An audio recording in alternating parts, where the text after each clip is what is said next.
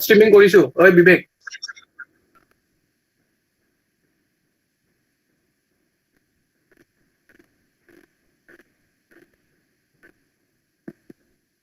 हाँ भाई आ रहा है रुक जा मुझे एक चीज देखने दे ओ तूने कौन सा स्क्रीन अभी दिया है स्क्रीन 2 दे अभी के लिए फिर स्क्रीन 1 में जाना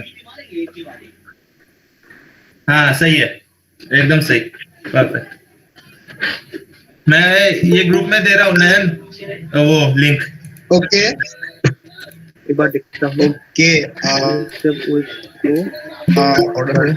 these are for the panelists, right? Okay, so we will be leaving.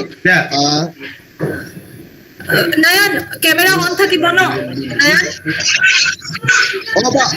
হয় ক্যামেরা অন ন আপোনালোকৰ অন থাকিব হয় বা আপোনালোকৰ অন থাকিব ओके ओके ओके आपके पास बैलेंस्ड एडवांटेज फंड्स नहीं है बैलेंस्ड एडवांटेज ये मार्केट के नयन आज भेजेगा तू डिस्क्रिप्शन आज ही मिल जाएगा रुक हम देख रहे हैं मतलब बहुत इधर हो गया सो আমি যোন নাছিলা গুগল মিটত লিভ কৰি দিয়া বাকি ফৰ পেনেলিষ্ট এন্ড অন্তৰাবা তোমালোকে থাকা আমি যাও আপোনালোকে থাকক so all the very best for the panel discussion and yes have a good day কেজনক so yes I take the leave here Nayan वो लिंक शेयर कर दे सब में YouTube live stream yeah who will pass the question বা আমি মানুহ থৈ দিছো বা আমাৰ লগৰ গিটা থাকিব গুটেই কেজনা we will be taking the questions from YouTube okay so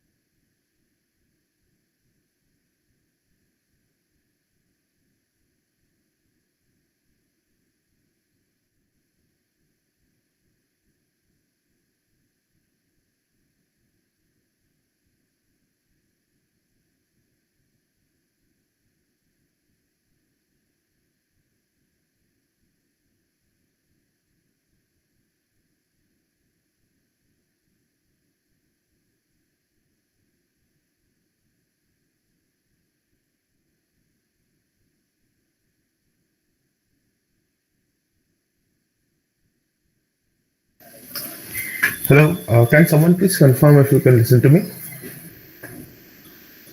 Yes, you are audible. Thank you.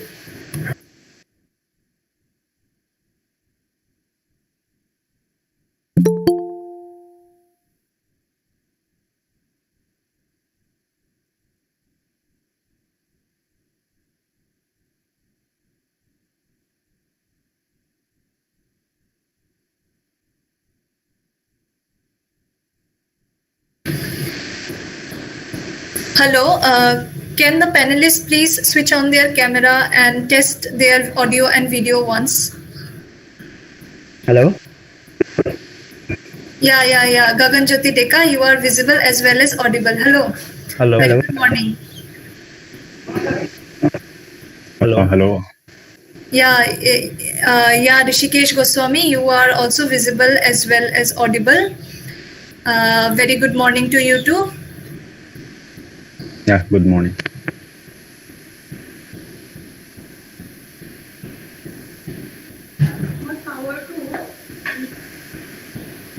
Hello, Arnab Burman. Can you please check your video as well as audio? Yes. Yeah, you are audible. Okay.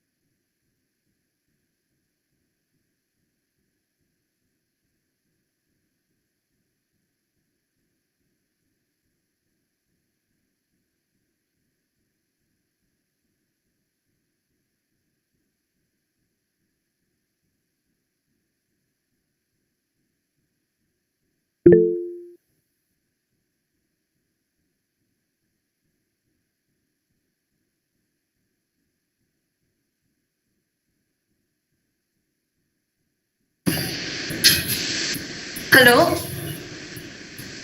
Where is Janapriya? Ba, as, Yeah. ba, You start. asu. Yeah.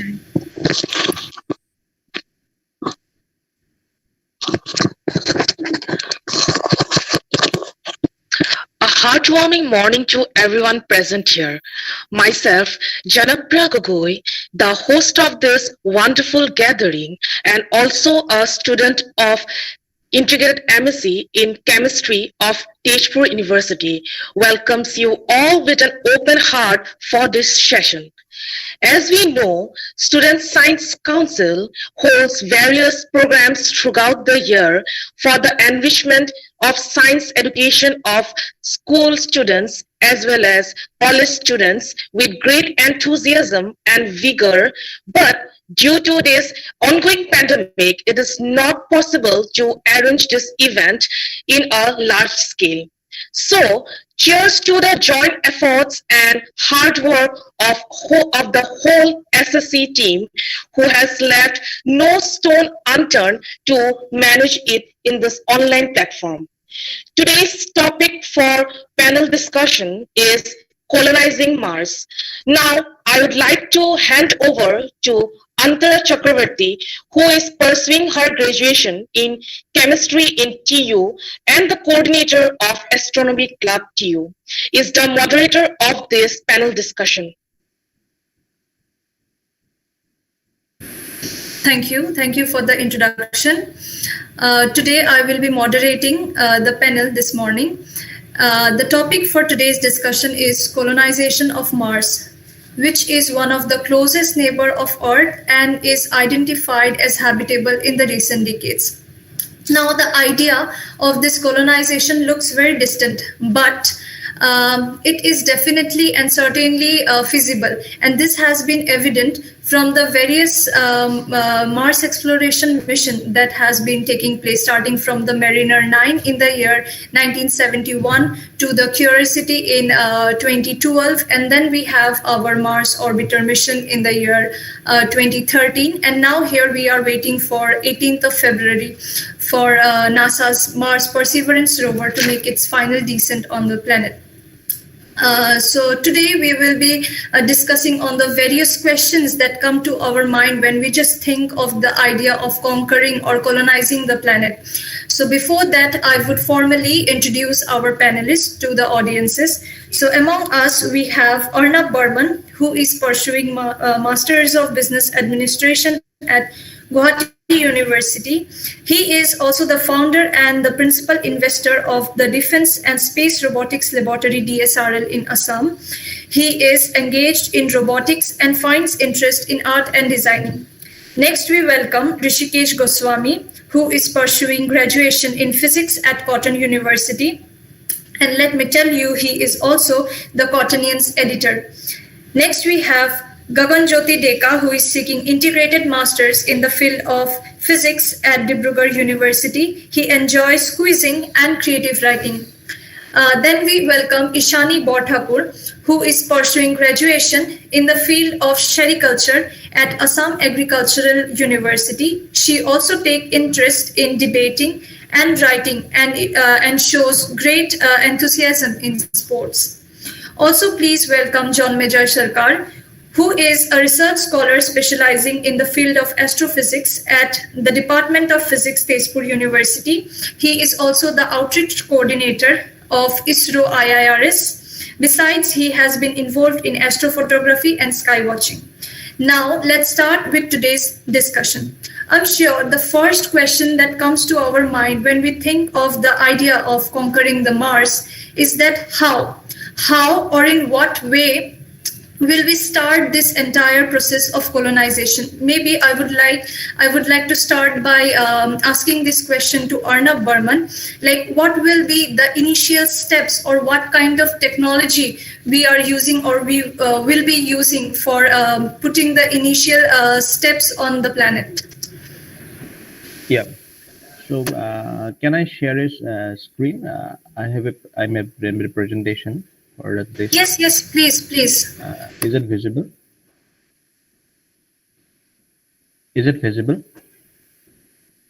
Not yet.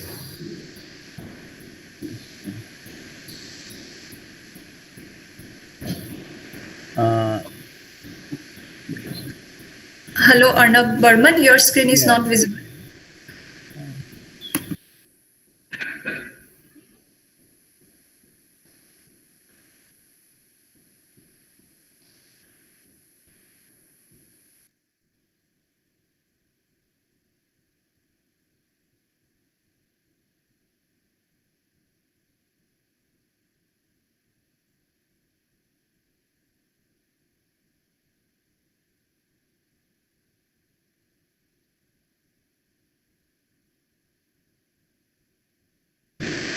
Mr. Arnab Burman, it will be very good if you explain like without the presentation. Mr. Arnab Burman, am I audible to you?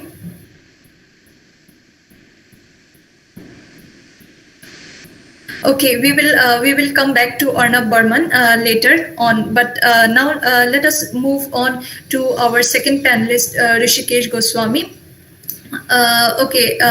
We will wait for answer from Arnab Burman, but now I would like to request Rishikesh Goswami to share his idea on the fact that what will be the political influences on the entire colonization process, like who will, even if once the colonization has been achieved, who will govern Mars? Will it be the United Nations, or will it be the country which will be contributing more towards this process, or will it be like the SpaceX team?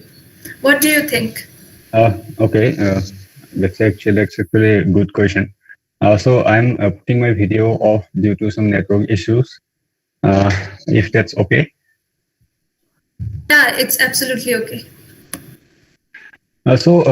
Before overhyping about Elon Musk's tweet or SpaceX tweet, we need to look at these points, like the political, economical, social aspects that comes into my mind when we talk about the Mars colonization. When we think about the political aspects of Mars colonization, there are mainly three problems that comes to my mind. The different political system that already exists between the countries that are successful on launching mission to Mars, and as the number grows, the difference will grow as well. Let us take that the 5 countries, including the UAE recently, that are already successful in sending mission to Mars, also have the upper hand in the colonization process. But at this very primitive level, we have 3 different types of government that comes into play. While USA being a capitalist country have a different view on the colonization process, Russia having communist government at its back has a different perspective, and India being democratic also has a different outlook. Now in 1967, according to the legal framework of Outer Space Treaty, individuals and organizations who are present in space generally have to obey laws of their countries of origin, and it has the benefit of preventing a state of complete lawlessness, while it also has the drawback that each country may take the freedom of forming laws that actually defeats the common cause and benefits their own. Again, now let us consider a complete different situation. We send a private mining or scientific company to Mars, and they started the colonization process for carrying out experiments. Now the question is whether companies eyeing only for benefit of their own will dilute the personal freedom in the colonies and develop fascist governance system, or the company will allow their country of origin to rule the whole planet. A prototype example of it is East India Company, though we cannot compare the colonization process of Mars with the imperialist government system of the Britain. Although if we take that as a prototype example, we know how it impacted our very historical, political, economical, and social aspects. Third, there is a possibility that it may create a class difference. We may have a privileged class representing the rich people from Earth, and the underprivileged class, which in turn increases the possibility of having an unstable political future. So these are the problems that that comes to my mind while talking of the political aspects. But our aim is not only to give problems, but if possible, to provide an answer. So while providing an answer, we can talk about a semi-governance system that Mars colonies will follow, because they may require some in-situ changes while carrying out experiments, and they cannot depend on Earth wholeheartedly.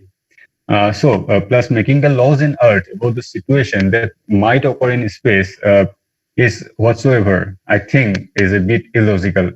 As the societies grow and become more self-sufficient, they will need their own autonomous government system. The question arises then, what will be the type of the governance system that the Mars colonies will follow? And that's the question which is quite difficult to answer.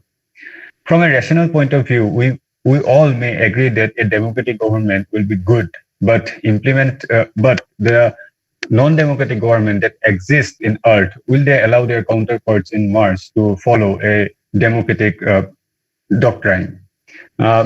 We may require to implement principles such as the rule of law, human rights, and democratic elections. But again, the counterparts in Earth has to agree before implementing such a doctrine. Now, colonizing Mars will be the first human step toward exploring the whole space. And if we think that both the Earth and the Mars develops two different human societies, they have to deal with the interstellar problems together. And having a formal government system for the future of humankind, we have to look in the solution as one. So as to speak, who will govern Mars, I would like to again refer to outer space treaty that believes that space belongs to all of humankind and that it should be explored and used for peaceful purposes only. So I think this may have answered the question of political aspects. Thank you. Thank you, Rishikesh Goswami. Thank you so much for giving us a very sharp idea on what kind of politics will be followed over there, or what are the present political situation influencing that mission. Now, since I see that Arnab Burman has rejoined the meet, Arnab Burman, can you please explain the question, or shall I just repeat the question again to you? Yeah, I'm extremely sorry. Apologies for the inconvenience. I had to take another laptop actually. I don't know why it was not sharing. I'm sharing the screen now. Is your network stable now? It is now. Okay. You Yeah. start. So is it visible now? Yes, absolutely visible. Yeah. So what we see is that there are certain challenges when we go for a mission in an exoplanet. So there can be the radiation exposure. There can be during the transit and while on the surface. Then there are the potentially, once you land on the Mars, there are potentially toxic soil, dust storms, and Mars quakes, low gravity. So these are some of the parameters where I placed. This is the source from NASA government. So Mars has, though it has a some of the similar characteristics to Earth. Somehow, like in the sense, like it has 0.30 gravity. Then also there is water field, snow on the poles and all those things. So, but the adverse temperature of around minus 85 degree to minus 5 degree. So this can create, a very strong challenges to implement robotic teleoperations. So when we come about exploration, the first, the three things it is characterized, that is the atmospherical, then and geological. So as we all know, that atmospheric consists of pressure, then temperature, then thermal gradient, weather, carbon oxygen cycle, nitrogen, etc. And astrophysical, the planet size, the gravity, the magnetic field, the rotation speed, day length, orbital velocity. And the geological consists of the hydrology, the mass and size, the geomorphic processes, the resource utilization. So these are the parameters first we need to take in account when we look towards a planet. So as we have asked about how we need to strategize towards Mars, like this is one of the strategies. This is taken by SpaceX actually, how they are planning. So this is around 100-year plan they have taken. So basically, it will start with scientific investigation that's been happening many decades ago. And that happens, and that has been happening in the art. And then because of these extreme conditions, we have to take the robotic exploration. The robots are the only replacement or the alternatives to humans that can go there and send the necessary informations to art. And that robotic exploration takes place by art originating resources. And then there are different payload delivery for science experimentation, instrumentations. And finally, after these stages happen, we are as of now at this stage on 18th, the Perseverance will land. And there are many previous missions like Curiosity, Opportunity. And after a few set of missions around, gradually you can see in this map that robots, initially robots will go, and then after this stage is crossed, then we'll be able to place humans against around 200 robots, and that human human explorers. And then we can go for space-based infrastructure for like outpost development, then manufacturing and transportation. Developing the space-based infrastructure, and finally, around when we reach around 10,000 people, once these are feasible, manufacturing, transportation, all these are feasible, then the colony construction can happen. And colony construction must happen with space-based resources, because you cannot carry resources from the earth. That is not economically feasible. So you have to use space-based resources. The space-based resources can be from Mars, but it may not be from Mars. If it is not from Mars, then people can go for asteroid mining, and also and different methods like from the moons nearby. So finally, when the resource mobilization happens, the manufacturing transportation is finalized, then they can finally expand the colonization can expand in the Martian environment, and then the in situ resource utilization will help towards the sustainable civilization. So this is a 100-year plan of SpaceX. So I'll be coming in the next slide, so you can go with the questions as of now. You can continue for now. Okay. So coming to the nearby table. So how we are going to do that? Like, this is a overview. How we're going to do that. So first we have to prospect, like what are the resource, what are the resources planning, how we are going to detect it. So for that we have these robotic explorers like Curiosity, like Perseverance. They have all set of scientific instruments to detect, to measure, the biological component, the chemical component, and various other components that will make human habitable in the Mars.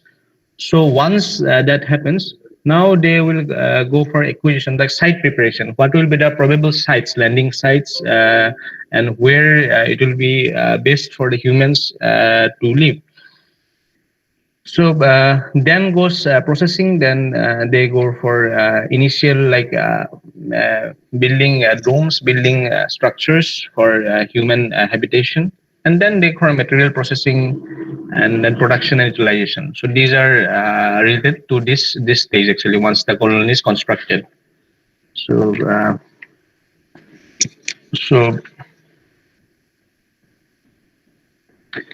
in the first stage, as I said, is about payload delivery stage. It's about robotic and remote missions. So first, as I said in the earlier slide, about the locations are predetermined in the robotic exploration stage. And what SpaceX planned was that they build a Starship launch vehicles. And since it was a commercial, so I quoted their payload cost, because NASA was a government agency. So SpaceX quoted about 500 per kg from Earth to Mars, the transportation. The payload cost, and recently The Perseverance also has been equipped with an instrument of MOXIE. MOXIE is a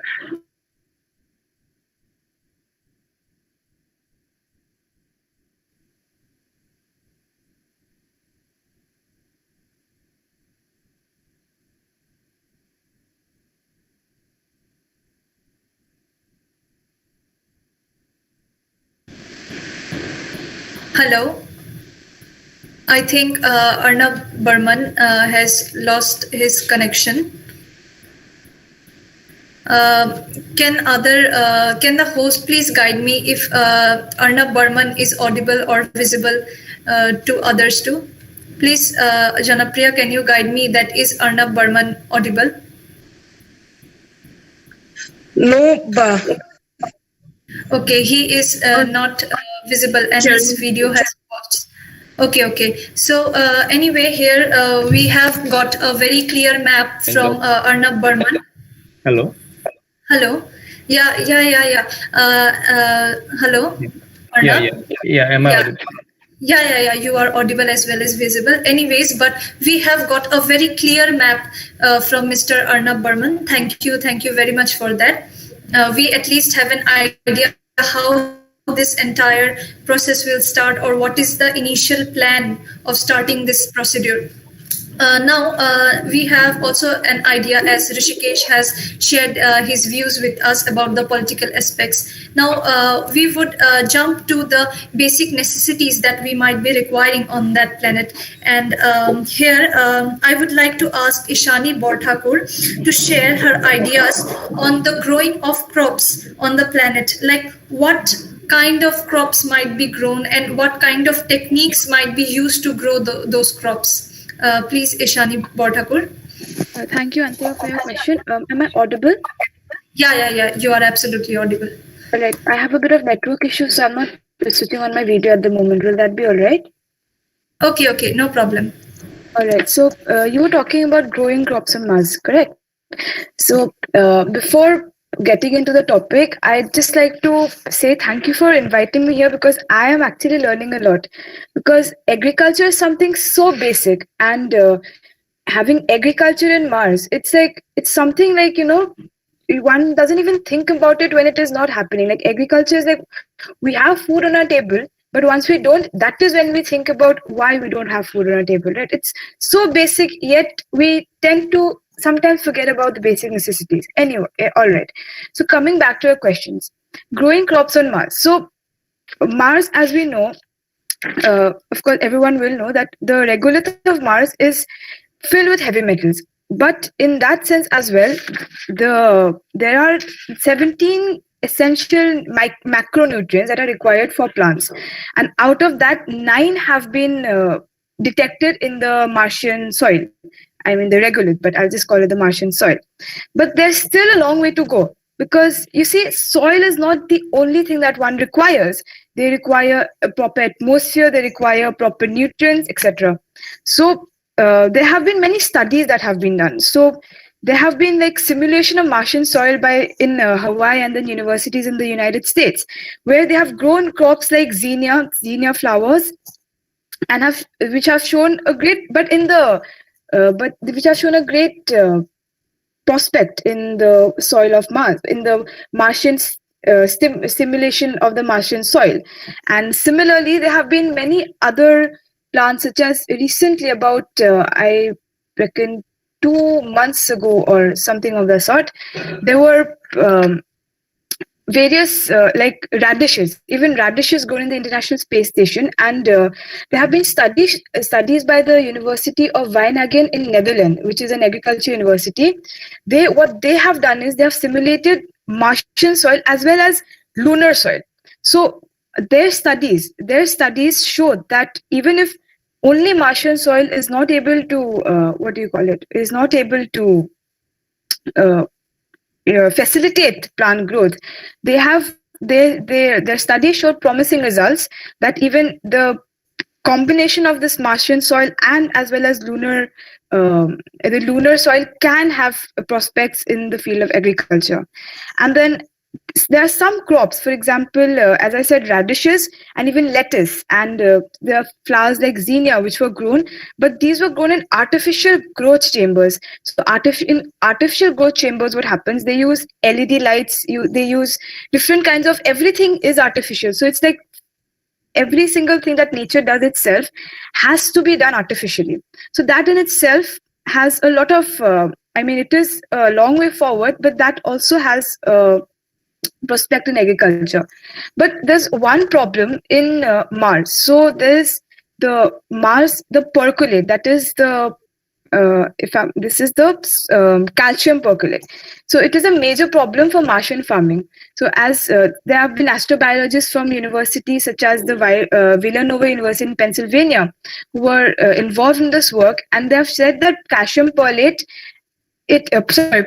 calcium percolate can it's toxic, but there are different kind of organisms which can actually transform calcium percolate into oxygen.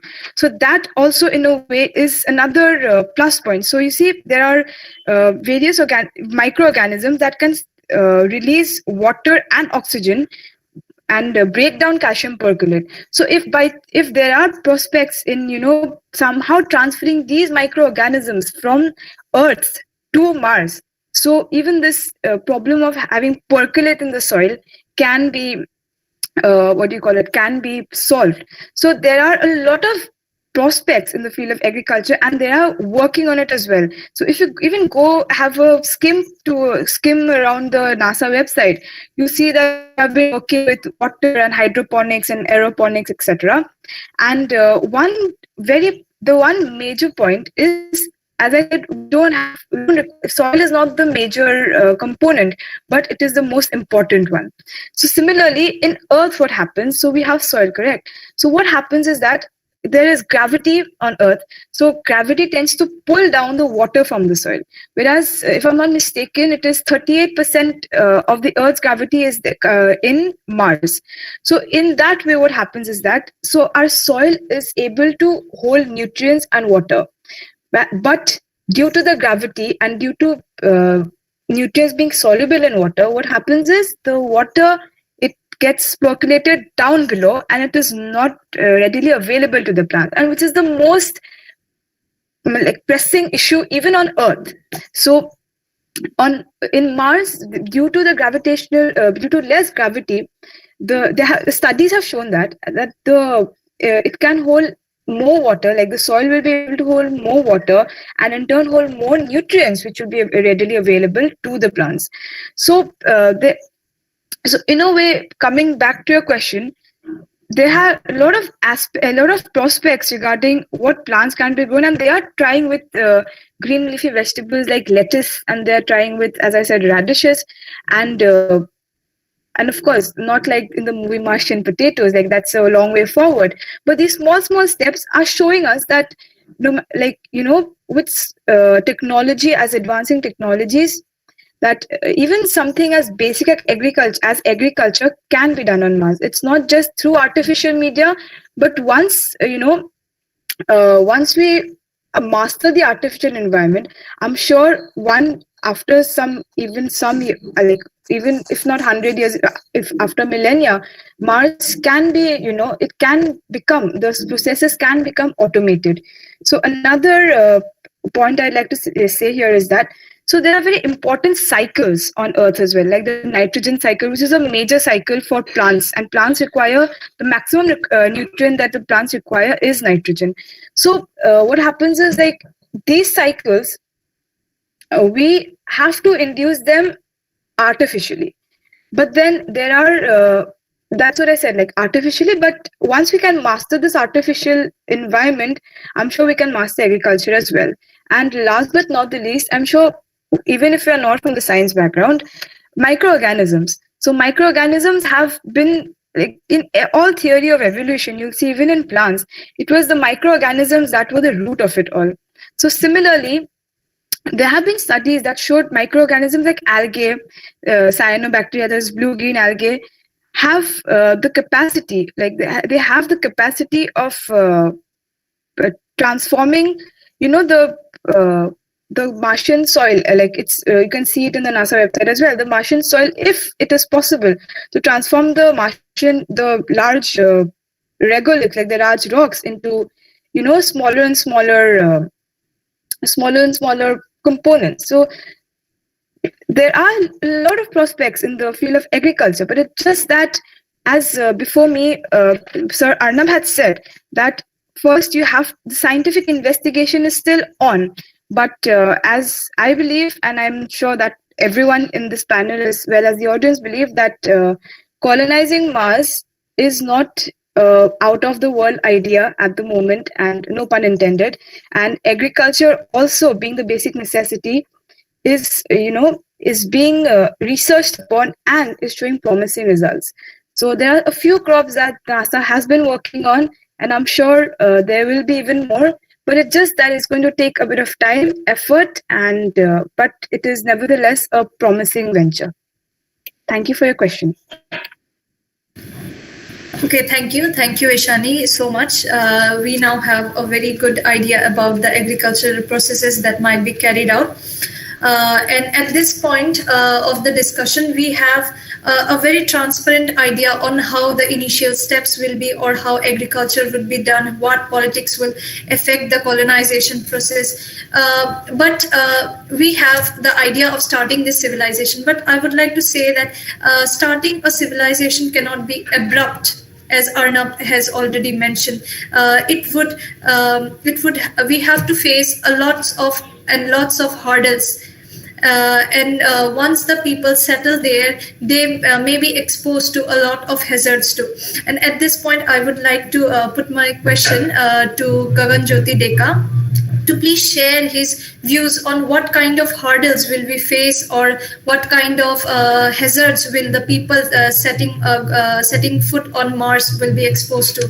Please, Gagan Jyoti Deka, if you share your views on this point. Thank you, Antara, for the question. Actually, for the sake of getting clear audio and interrupted audio quality, so I just want to turn off my video. So is it okay? Yes, sure. You can, please.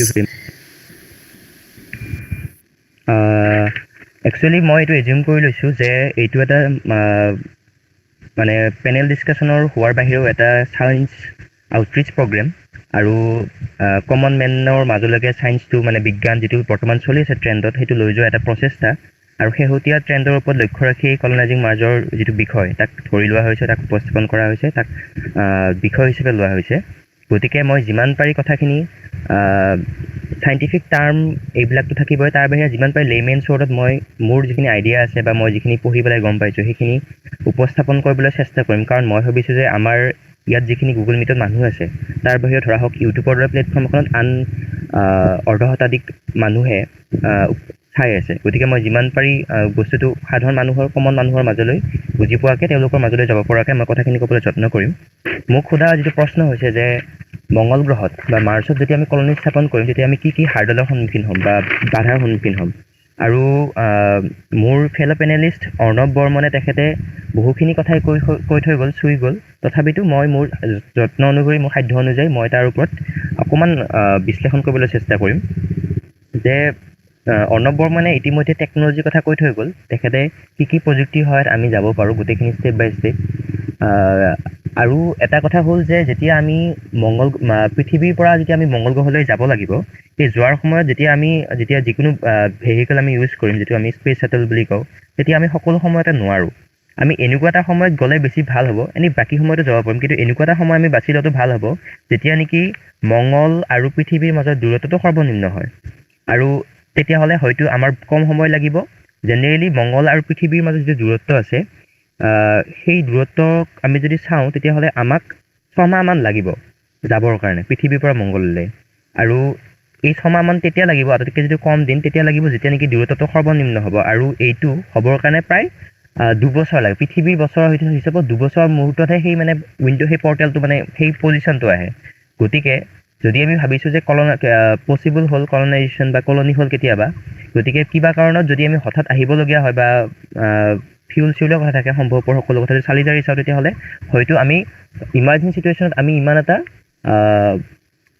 ক্ষিপ্ৰ গতিৰে বা আমি effectively আমি travel কৰিব নোৱাৰিবও পাৰোঁ এইটো এটা প্ৰথম এটা মন কৰিবলগীয়া কথা আৰু দ্বিতীয়তে যিটো কথা হ'ল সেই কথাটো হ'ল যে মংগলৰ যিটো পৰিৱেশ আছে সেইটো বসবাসৰ কাৰণে এই কাৰণে উপযোগী নহয় কাৰণ আমি পৃথিৱীৰ লগত যদি আমি যদি কল্পনা কৰি চাওঁ বা তুলনা কৰি চাওঁ মংগলৰ যিটো আকাৰ আছে মংগলৰ যিটো সাইজ সেইটো পৃথিৱীতকৈ সৰু পৃথিৱীৰ যিখন আফ্ৰিকা মহাদেশ আছে তাৰ যিটো ডায়ামিটাৰ হয় মংগল গ্ৰহৰো ডায়ামিটাৰটো বা একে সমান কিন্তু পৃথিৱীত যেহেতু সাগৰ আছে মহাসাগৰ আছে সেইখিনি যদি বাদ দিওঁ তাৰ সাৰফেস এৰিয়া মাটিকালি যিমান হ'ব মংগল গ্ৰহৰো সাইজটো একে সমান আৰু বসবাসৰ কাৰণে যিবিলাক আন আমাৰ যিবিলাক থাকিব পাৰে সৌৰজগতৰ ধৰা হওক চেটাৰ্ণ বা শনি গ্ৰহৰ মুন ইউক্লিডিয়াছ বা টাইটান বা জুপিটাৰ ইউৰোপা বুলি যিটো উপগ্ৰহ আছে বা আমাৰ যিটো পৃথিৱীৰ ক্ষেত্ৰত মুন যিটো চন্দ্ৰ আছে এইবিলাকত আমি নগৈ পেলাই চন্দ্ৰলৈ যোৱাৰ মানে মংগল গ্ৰহলৈ যোৱাৰ অন্যতম এটা কাৰণ হ'ল ইয়াৰ কিছুমান আমাৰ ফেভাৰেবল কণ্ডিশ্যনছ আছে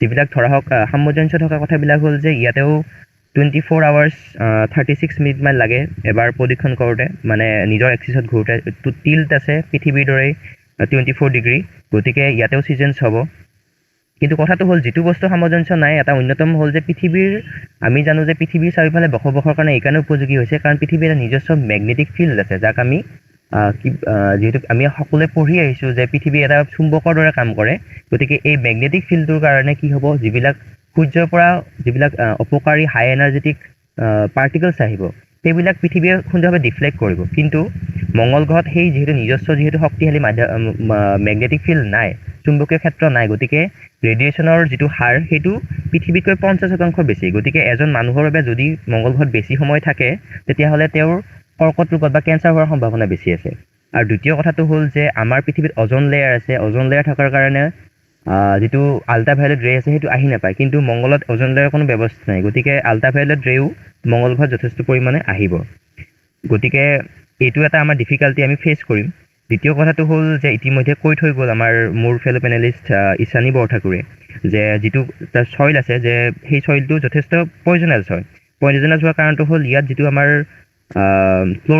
ক্লৰিন কণ্টেইনিং কম্পাউণ্ড পোৱা যায় এইটো আমাৰ যিটো নাছাৰ ফিনিক্স যিখন লেণ্ডাৰ আছিলে সেইটো তেওঁলোকে গম পালে যে যিটো মাৰ্চিয়ান চইল আছে তাত 0.5% কেলছিয়াম পাৰ ক্লৰেট পায় আৰু এইটো যথেষ্ট বিষাক্ত হয় গতিকে তাৰ পৰাও আমাৰ যিকোনো ধৰণৰ আমাৰ শাৰীৰিকভাৱে আমাৰ কিছুমান আমাৰ অসুবিধা হ'ব পাৰে বা আমাৰ শৰীৰৰ প্ৰতি ভাবুকি আনিব পাৰে যাৰ বাবে আমাক যথেষ্ট সাৱধানতা অৱলম্বন কৰিব লাগিব কেৱল মাত্ৰ এটা স্পেচিয়েল সুইটেৰে আমাৰ নহ'ব মানে আমাৰ যথেষ্ট আমাৰ কেয়াৰফুল যথেষ্ট আমি সাৱধান হ'ব লাগিব আৰু যিটো মূল কথাটো হ'ল যে আমি জানো যে মাৰ্চৰ যিটো মংগলৰ যিটো মানে এটমস্ফিয়াৰ আছে দেট ইজ নট ব্ৰেথেবল কাৰণ 96% তাত কাৰ্বন ডাই অক্সাইড যিটো সময়ত নেকি আমি কাৰ্বন ডাই অক্সাইড আমাৰ কাৰণে হাৰ্মফুল হয় বা আমি নিশাহত এৰি দিওঁ কিন্তু সেই বস্তুটো আমাৰ মংগল গ্ৰহত কাৰ্বন ডাই অক্সাইড যথেষ্ট পৰিমাণে আছে গতিকে আমি তাত জীয়াই থাকিবৰ কাৰণে উশাহ ল'বৰ কাৰণে হয় আমি দুটা বস্তু আছে প্ৰথম কথাটো হ'ল যে আমি ডম লাইক ষ্ট্ৰাকচাৰ আমি থাকিব লাগিব ডম মানে গম্বুজ বুলি ক'ব পাৰোঁ যিটো আমি ধৰা হওক পপুলাৰ চায়েন্স যিবিলাক আমি মুভিজ আছে বা বুকছ আছে তাত পঢ়িবলৈ পাওঁ য'ত নেকি আৰ্টিফিচিয়েলি আমি অক্সিজেন প্ৰডিউচৰ ব্যৱস্থা কৰিব লাগিব যিহেতু মংগল গ্ৰহত যিটো মেৰু আছে তাত আমি গম পাওঁ যে পাৰ্মাফ্ৰষ্ট হিচাপত বৰফ জমা খাই আছে পাৰ্মাফ্ৰষ্ট মানে পাৰ্মানেণ্ট ফ্ৰষ্ট মানে বৰফ তাত পাৰ্মানেণ্টলি যিহেতু পলাৰত যথেষ্ট টেম্পাৰেচাৰটো কম তাত বৰফ হৈ জমা খাই আছে গতিকে তাৰ পৰা আমি পানীটো পাম গতিকে তাৰ পৰা আমি অক্সিজেন লোৱাটো ড্ৰম ষ্ট্ৰাকচাৰত আৰ্টিফিচিয়েলি আমি কৃত্ৰিমভাৱে আমি অক্সিজেনৰ ব্যৱস্থা কৰিব পাৰোঁ তাৰপাছত আৰু এটা কনচেপ্ট আছে যিটোক আমি টেৰাফৰ্মিং বুলি কওঁ টেৰাফৰ্মিঙৰ বিষয়ে হয়তো বেলেগে ক'ব গতিকে মই ভালকৈ ডিটেইলছত নাযাওঁ টেৰা মানে হ'ল মাটি গতিকে যিখিনি আমাৰ মংগল গ্ৰহৰ যিটো ছাৰ্ফেচ আছে য'ত নেকি শিলাময় বা বিভিন্ন ধৰণৰ অসমান আছে তাক আমি থাকিবৰ কাৰণে উপযুক্ত কৰি ল'ম বা যিবিলাক বৰফ গলি আছে তাক আমি পানীৰে আমি পৰিপূৰ্ণ কৰি ল'ম কনচেপ্টটো তেনেকুৱা আৰু কিন্তু যথেষ্ট সময় লাগিব প্ৰায় ডিকেডছ লাগিব পাৰে 2-3টা দশক লাগিব পাৰে আৰু মংগল গ্ৰহত যিটো আমি জানো যে পৃথিৱীখনৰ আৰম্ভণিতে মংগলৰ দৰে লিখিয়াই আছিলে কিন্তু যিহেতু ফাইটোপ্লেংটন বা চায়ানোবেক্টেৰিয়া এইবিলাকে কি কৰিলে কাৰ্বন ডাই অক্সাইডবিলাক যিবিলাক ভাল আমাৰ গেছলৈকে পৰিৱৰ্তন কৰিলে নাইট্ৰজেনাছ বা অক্সিজেন সেইখিনি আমি চাব লাগিব যে আমি একুৱাটিক প্লেণ্টছৰো ব্যৱস্থা কৰিব পাৰোঁ নেকি যদি এবাৰ ৱাটাৰৰ ব্যৱস্থা হয় কাৰণ আমি জানো যে মংগল গ্ৰহত পানীৰ সম্ভাৱনা এটা আছে যে পানী এটা স্ৰোত এটা বৈ থাকে আৰু সকলোতকৈ ডাঙৰ কথাটো হ'ল যে এনাৰ্জি কি হ'ব, যে আমি তাত জীয়াই থাকিবৰ কাৰণে প্ৰথম যেতিয়া দুজন মানুহ যাম, আমি চলাই আনি যে থাকিব পাৰোঁ। আমি জানো যে পৃথিৱীৰ দূৰত্বটো মংগল গ্ৰহতকৈ কম, সেইকাৰণে পৃথিৱীত যথেষ্ট পৰিমাণে সৌৰশক্তি আহে, কিন্তু মংগল গ্ৰহৰ যিটো সৌৰশক্তি আহে সূৰ্যৰ পৰা ৰশ্মি, সেইটো 40% কম এফেক্টিভ হয়, মানে আৰ্থৰ 40%হে হয়। গতিকে সৌৰশক্তি ইমান এটা আমাক কামত নিদিব, বা তাৰ যিখিনি জিঅ'থাৰ্মেল এনাৰ্জি যদি ইউজ কৰিব বিচাৰোঁ, সেই কোৰটো সিমান বেছি উত্তপ্ত নহয়, যাৰ পৰা নেকি আমি জিঅ'থাৰ্মেল এনাৰ্জি পাওঁ, বা অনবৰতে তাত যিবোৰ ডাষ্ট ষ্টৰ্মৰ হৈ থাকে, গতিকে চ'লাৰটো এফেক্টিভ নহ'ব। গতিকে আমি মেইনলি নিউক্লিয়াৰ পাৱাৰৰ ওপৰত বেছ কৰিব লাগিব, আৰু আৰম্ভণিতে যিখিনি ফিউল লাগিব সেইখিনি আমি পৃথিৱীৰ পৰা লৈ যাব লাগিব, বা ইতিমধ্যে ৰিচাৰ্চৰ পৰা গম পোৱা গৈছে যে মংগল গ্ৰহত বহুত যথেষ্ট পৰিমাণে ডিউটেৰিয়াম পোৱা যায়। গতিকে থাৰ্মোনিউক্লিয়াৰ ফিউজন ৰিয়েকশ্যনৰ কাৰণে আমি কেঁচামাল হিচাপে হয়তো এই ডিউটেৰিয়ামটো ভৱিষ্যতে ব্যৱহাৰ কৰিব পাৰোঁ।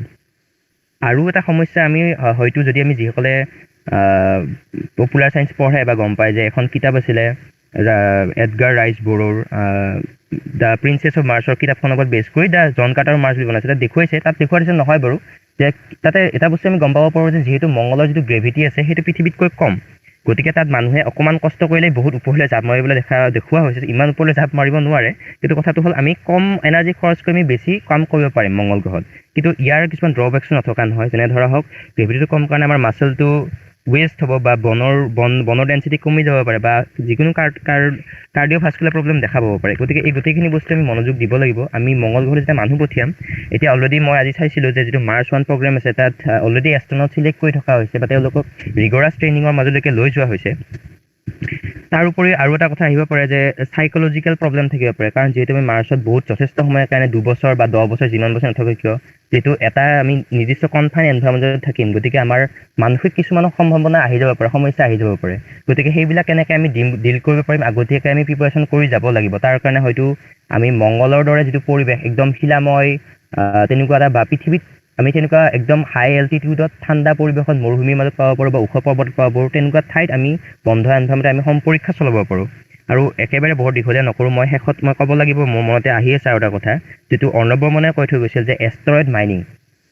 আমি গম পাওঁ যে মংগল গ্ৰহত বিভিন্ন ধৰণৰ মিনাৰেলছ থাকিব পাৰে, বা এষ্ট্ৰইডছত যদি আমি মংগল গ্ৰহত বেছটো বনাই পেলাই যিটো আমি কুইপাৰ্ছ বেল্ট বুলি কয়, যিটো জুপিটাৰ আৰু মংগলৰ মাজত আছে এষ্ট্ৰইড বেল্ট, সেই তাত যদি আমি মাইনিং কৰিব যাওঁ, ধৰা হওক আমি ধৰি ল'লোঁ যে এনেকুৱা কিছুমান এটা মৌল পালোঁ, যিটো এলিমেণ্ট পালোঁ, যিটো নেকি যথেষ্ট ভেলুৱেবল হয়, বা ধৰা হওক আমি এটা এষ্ট্ৰইড পাই গ'লোঁ যিটো অকল সোণেৰে নিৰ্মিত।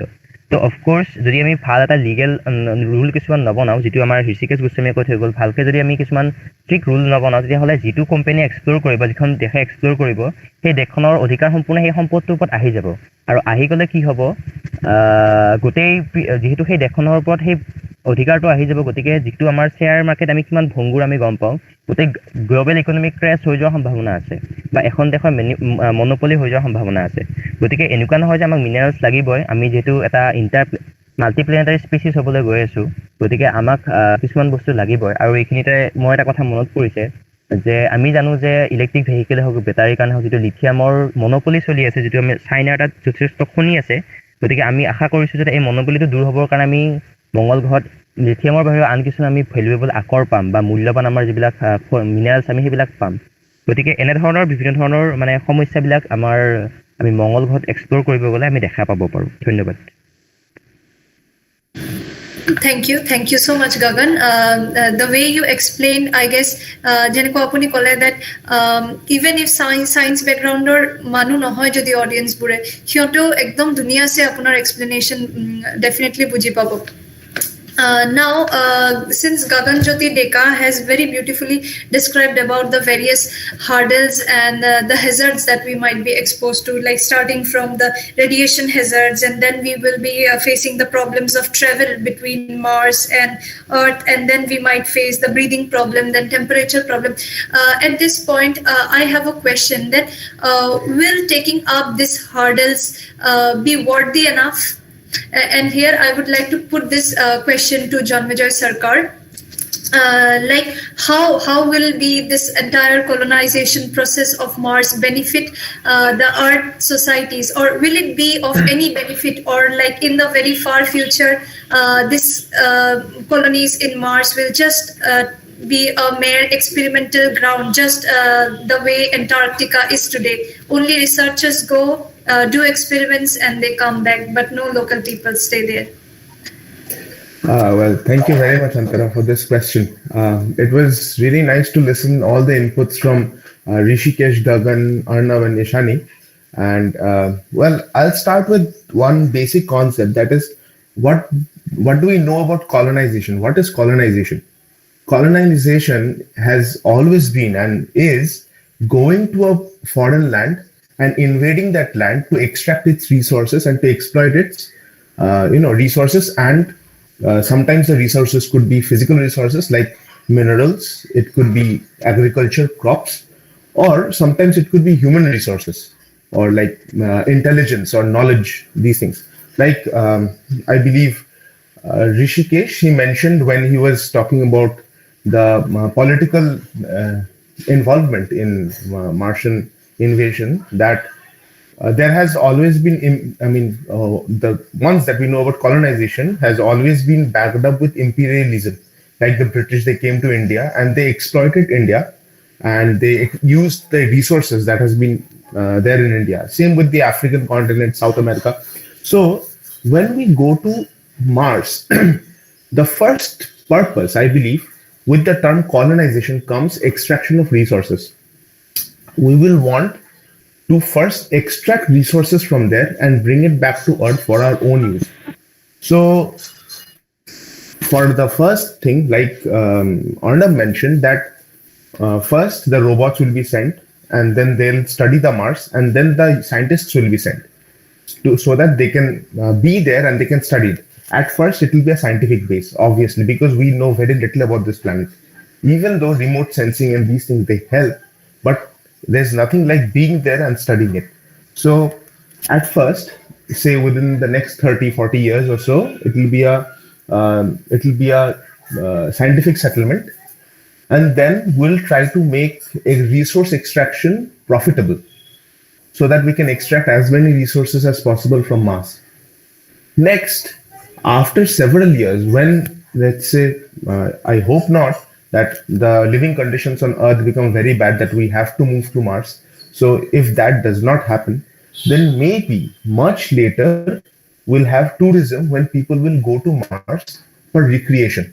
Just like people do in Antarctica nowadays. Like you mentioned, Antarctica is basically a scientific base, but now it is also open for tourism. So people go there for expeditions, for adventure sports, for traveling.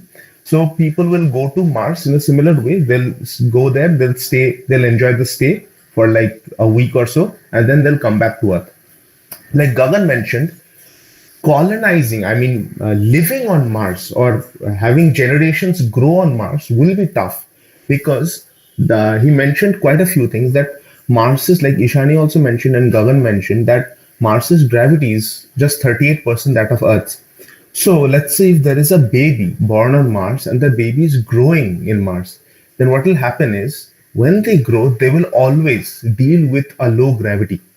So their muscles will be weaker, their bones will be weaker. Okay, that child, when that child comes back to Earth, that person will face a lot of trouble adjusting to Earth. They'll just, if the child runs on a field and falls down, that child will snap a bone. So it will be very tough for a colony to grow on Mars. For a human settlement to happen on Mars. We can have tourism at first. Another thing that's very important, I believe everyone has mentioned about the gravity, the composition of air. It's mostly carbon dioxide, 95%. The UV radiation, even Gagan mentioned about the UV radiation, it's very strong. The ozone layer is not there. Mentioned about the magnetic field. The magnetic field is very weak. There's no dynamo effect that happens on Earth that gives us magnetic field that deflects harmful cosmic rays and solar radiation. So Mars doesn't have that. There's another important thing that's very important, I think. I believe all of us have studied in basic sciences that water, the boiling point of water, it depends on the pressure, right? Isn't it? So, hello, are you getting me? Hello? Yeah, you are audible. Okay, all right. So, I believe all of us know that the boiling point of water, it's not always 100 degrees Celsius. It depends on the air pressure, right? So at sea level on Earth, it's 100 degrees Celsius. If we go to higher altitudes, the boiling point of water decreases. Now, this happens because of air pressure. On Mars, the air pressure is 0.006 atmospheres. To give you an idea, on Earth's sea level, the atmospheric pressure is 1 atmosphere. On top of Mount Everest, people need oxygen masks to go to Mount Everest. So it's 0.3 atmospheres. And on Mars, it's 0.006 atmospheres. So there is this thing called the Armstrong limit. The Armstrong limit is the amount of air pressure at which the boiling point of water drops down to normal human body temperature. That's around 37 degrees Celsius. So what happens is that Armstrong limit is approximately at an altitude of 19 kilometers on Earth. So at an altitude like that, the human body itself, the water that is there in the human body, it will evaporate or it will boil at the normal human body temperature. So this causes a lot of problems. And if air pressure is not restored within like 60 to 90 seconds, that person dies. Okay. So on Mars, just surviving with an oxygen mask will not be enough. You will need to maintain air pressure too. So living on Mars will be really tough. Like Gagan mentioned about terraforming and using domes, pressurized domes to maintain pressure. I think that's a good idea, but then we'll have to do a lot of things. We'll have to take lots of materials and build those things over there if we want human settlement. But I believe that at first, now since only the robots are, they're exploring Mars, after like say 10, 15 years or so, 10 years or so, humans will land on Mars and they'll do, at first the purpose of landing will be to establish the grounds that we have been able to land on Mars, just like Neil Armstrong. When he went to moon, the first motive was to prove to the world that yes, we can reach the moon and we can step on the moon. And then comes the scientific ideas or scientific exploration work. So the first purpose will be to set our feet on Mars, that we have reached Mars. Then it will come as, okay, let's go to Mars and do scientific exploration. So we'll do that. Then we'll have some scientific work and tourism, recreational work. And after that, I believe it's quite far when people go to Mars to live a life over there. We need to do lots of changes on Mars if we need to live over there.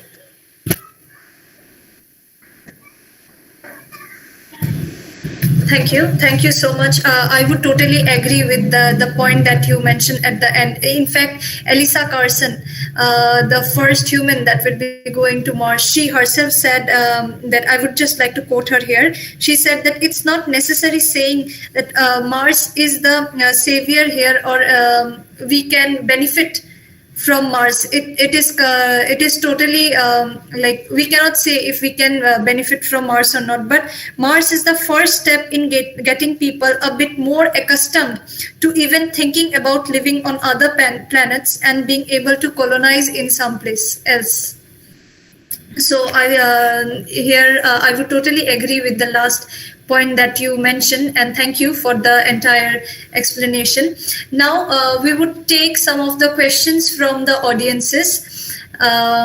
So the first question was put forward by Soumya Shri Mahapatra. She directed her question to Ishani Borthakur. Which type of microbes are involved in breakdown of calcium percolate? Hello, Ishani Borthakur, am I audible? Yes. Yes, Can you please repeat the question? I can't hear you properly. Can you please repeat the question? Soumya Shri Mahapatra has asked you the question, like, which type of microbes are involved in breakdown of calcium percolate?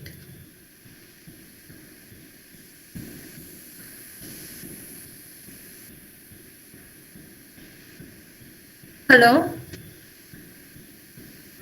Ishani Borthakur, am I audible? Yes, am I audible? Yeah, you are absolutely audible. You may answer. So there are a certain group of bacteria.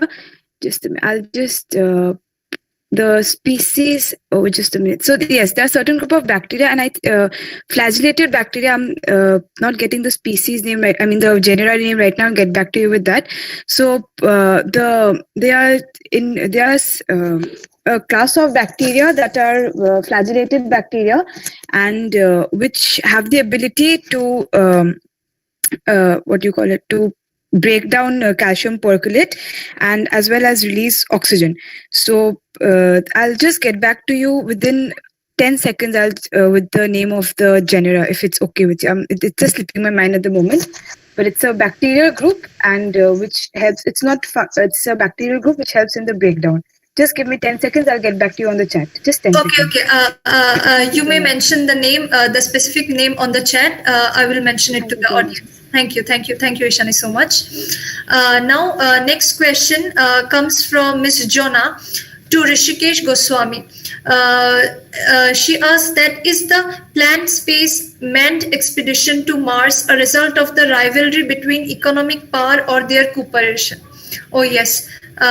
So he asks that, is the planned manned mission, is the entire Mars exploration process a result of rivalry, or it's an international cooperative process that will be held? Mr. Rishikesh? Okay. Yeah.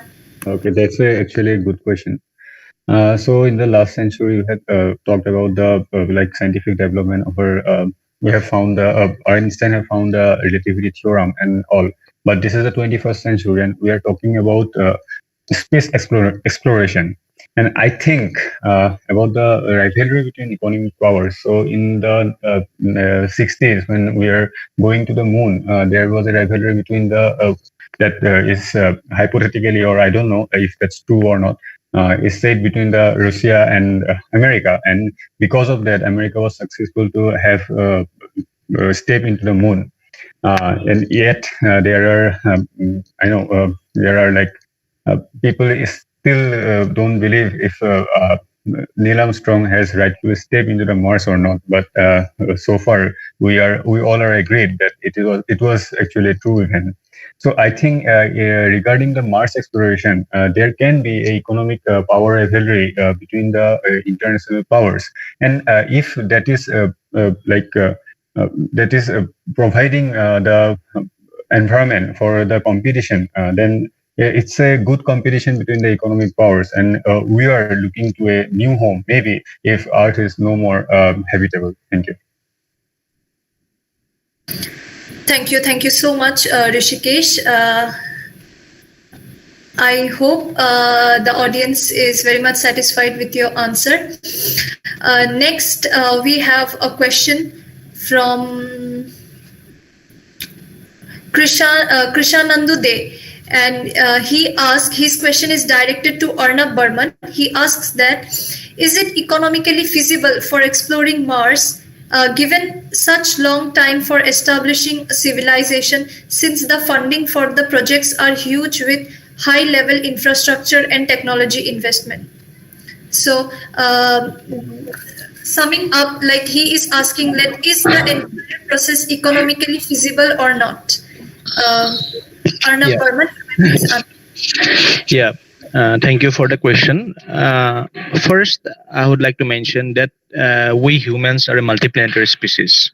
Our job is, the purpose of life is not just to live in Earth and just continue our day-to-day life process. It's actually much bigger than that. And the philosophy behind is to explore the other parts of the solar system. Second thing comes about the risk, because there are certain theories that exist about dinosaurs, how they got extinct, how just the mere disentanglement might reduce the Earth to ashes. So we have to think about the future. This is the second thing. We have to think about the future, how we are going to make a sustainable future, if the future of humanity. Thirdly, coming to the economic investments. Yes, it is. Of course, the investments are huge, and also it is a little bit unclear as of now how it will help the technology, so economic activities in art from the Mars. But taking into the all-round overall picture, like asteroid mining has gained a huge potential because that contains very valuable metals and other kind of minerals. So extracting in a feasible way, because as of now it is like $200 per kg from Mars to Moon, and $500 per kg from Earth to Mars. So that's the approximated cost of transport. So with that cost of, if that cost can be again minimized, then we can bring in more resources, and it will accelerate the research and development in high-tech industries. Like, for example, let me give you a small example. MRI machine that we are using in healthcare today was actually used in space, but now you can see how it is helping humanity in healthcare. So the technologies developed for space and defense, you can say, are ultimately helping humanity in some way or the other. Thank you. Thank you, Arnab, so very much. Next question is put forward by Arindam Aich, and he asks that let's assume we are able to send human on Mars. So how will we choose whom to send to Mars? Will we send some people from every race to increase diversity, or only the genetically better races who can survive in less oxygen, who are strong enough, etc.? To any one of the panelists. Okay, I would direct this question to Mr. Janmejoy Sarkar. Can you please answer this? Like, what race or what people of what race might be sent to Mars? Well, this is a really sensitive question. That's because I believe in this case the first preference will be the company or the government that's sending the humans to Mars. So if it's NASA, like we know, NASA always prefers Americans. But like Rishikesh mentioned that it's the space, the sky is for everyone, the space is for everyone. So when we are sending people, it's obviously going to be a multi-country effort. There's not going to be one person one country will be involved in this. So I believe the involvement or the astronauts those will be chosen, they will be the best among the astronauts that who are present all over the world. It could be Indians, it could be Americans, it could be Japanese, it could be the Chinese. Like, I don't see why it could be the Russians. I don't see why you should leave out anyone from going to Mars. It could be the Africans. It could be anyone. So there is no favored race or there is no favored class of humans who can survive better. There are different humans who are trained at different ways. For example, you might think that the Sherpas who climb Mount Everest can survive with low oxygen. It's not that they can survive with the oxygen. They have acclimatized themselves to survive in that environment. If you work like them or if you stay with them, then even you can adapt to that environment, because we are genetically different to a small amount, to a very small amount. And the differences in different races or different types of human beings are not very huge. So we can obviously learn and we can obviously train ourselves to meet any one of the requirements that we can, that's required. So there is no favored race or there is no favored origin of human beings, or there is no favored genetic background of a human being who will be sent to Mars. It could be just about anyone. You just have to be trained. You have to be trained properly. That's it. Thank you so much. In fact, just Bill Nye, the CEO of Planetary Sciences, too mentioned this thing that you have to be, first of all, you have to be trained to live on the Mount Everest before going to Mars. So it's just the entire process depends upon the training and not the race. I would like to add to. Yeah, sure. Yeah. So there is a stipulated, there is a framework like what kind of person it has to be by NASA. So first they talk about the caloric requirements. So a person having an average caloric requirement around 1600 calories a day will be the first basic fit for Mars. Okay. So the first colonizers will be like small. They had be small people, like smaller size, because space exploration requires smaller in size, and then smart, of course. Then and they will be assisted by AI, and they need to have skills like mindset for growth, intellectual humility, emotional regulation, then negotiation skills, critical thinking, and tolerance of stress. So these is from cited in a paper in Lauders 2019. You can refer to that. So also they need to be taught a good grasp on math and physics, and in accordance to Martian gravity and temperature. Martian agriculture and accident avoidance will also be taught, and so all the basic things that should be taught. And as Zazimo said, that there should be no discrimination of like what kind of people they are, from where they are. So these are some of the basics that I added. Thank you. Thank you, Arnav, so much. Yes, so we think that people from the science background will be preferred a bit more, as you have mentioned that they should be able to they should be good in calculations and the scientific stuff. Okay, so the next question comes from Dwar, and he asks that researchers have found that water existed on the surfaces of Mars and might still exist beneath the surface. So if water is found, it can be used to form oxygen by breaking the water compound. Please answer, panelist Gagan. So this question is directed to Gagan Jyoti Deka. And Dwar asks that can the process of can oxygen be obtained by the process of breaking down the water compound? Thank you, Dawar.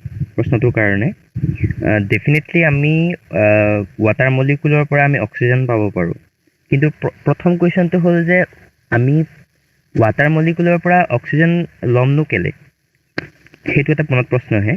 কাৰণ যদি মংগল গ্ৰহত খাবলৈ পানীয়েই নাই, খাবৰ কাৰণে আমি হাহাকাৰ কৰি আছোঁ, তেতিয়াহ'লে জীয়াই থকাৰ কাৰণে আমি যদি সেই পানীখিনিকে আকৌ উশাহ ল'বৰ কাৰণে ব্যৱহাৰ কৰোঁ, সেইটো এটা আমি অত্যন্ত অবিবেচকি কাম কৰা হ'ব, যিটো আমি নেকি নট প্ৰিপেয়াৰ্ড। কিন্তু কথাটো হ'ল যে এনেকুৱা ৰিয়েকশ্যন আছে যে আমি ৱাটাৰক যদি ইলেক্ট্ৰলাইচিছ কৰোঁ, তাৰ পৰা পানী আৰু অক্সিজেন পাওঁ, মানে হাইড্ৰজেন আৰু অক্সিজেন পাওঁ, এইটো নথকা নহয়। কিন্তু কথাটো হ'ল যে আমি জানো যে মংগল গ্ৰহত প্ৰায় 95.something মানে অলমষ্ট 96% কাৰ্বন ডাই অক্সাইড আছে। সেই কাৰ্বন ডাই অক্সাইডখিনিক আমি অক্সিজেনলৈকে কনভাৰ্ট কৰিব নোৱাৰোঁনে?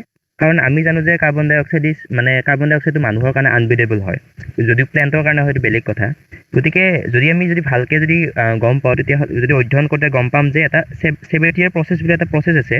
সেই প্ৰচেছটোত কি হয়, কাৰ্বন ডাই অক্সাইডৰ লগত যদি আমি এটা হাইড্ৰজেন এড কৰোঁ, তেতিয়াহ'লে আমি ৱাটাৰ আৰু মিথেন পাওঁ। এতিয়া কথাটো হ'ল যে সেই ৱাটাৰখিনিক যেতিয়া আমি পাওঁ, তাৰ পৰা আমি হয়তো অক্সিজেন বনাব পাৰোঁ ইলেক্ট্ৰলাইচিছ প্ৰচেছৰ ফাৰ্ডাৰ। এতিয়া কথাটো হ'ল যে এই মিথেনটো কিহৰ কাৰণে প্ৰয়োজন, আমি যদি ভাবিব চাওঁ, তেতিয়াহ'লে আমি দুটা কথা ক'ব পাৰোঁ যে মিথেনটো আমি চেভেৰিটিয়াৰ প্ৰচেছে মিথেনটো লোৱাৰ এইটো এটা কাৰণ হ'ব পাৰে। কাৰণ আমি গম পাওঁ যে মাৰ্চৰ যিটো এটমস্ফিয়াৰ আছে, কৈ গ'ল ইতিমধ্যে জন্মজয় দাই ধুনীয়াকৈ কৈ গ'ল, যিটো আমাৰ যিটো 1% থিন হয়, মানে যথেষ্ট কম। আৰু তাৰ কাৰণে কি হয়, যিটো আমাৰ গ্ৰীণ হাউচ গেছ, যিটো আমাৰ মাৰ্চৰ যিটো এটমস্ফিয়াৰ যথেষ্ট ঠাণ্ডা, যথেষ্ট কোল্ড, মানে প্ৰায় -60 ডিগ্ৰী চেণ্টিগ্ৰেড মান এভাৰেজ টেম্পাৰেচাৰটো গুচি যায়। ইকুৱেটৰত 20 ডিগ্ৰী হয়তো বেলেগ কথা। এই ঠাণ্ডা হোৱাৰ কাৰণে কি হয়, যিটো গ্ৰীণ হাউচ গেছ নথকাৰ কাৰণে হিটটো সিহঁতে ট্ৰেপ কৰি ৰাখিব নোৱাৰে, যাৰ কাৰণে নেকি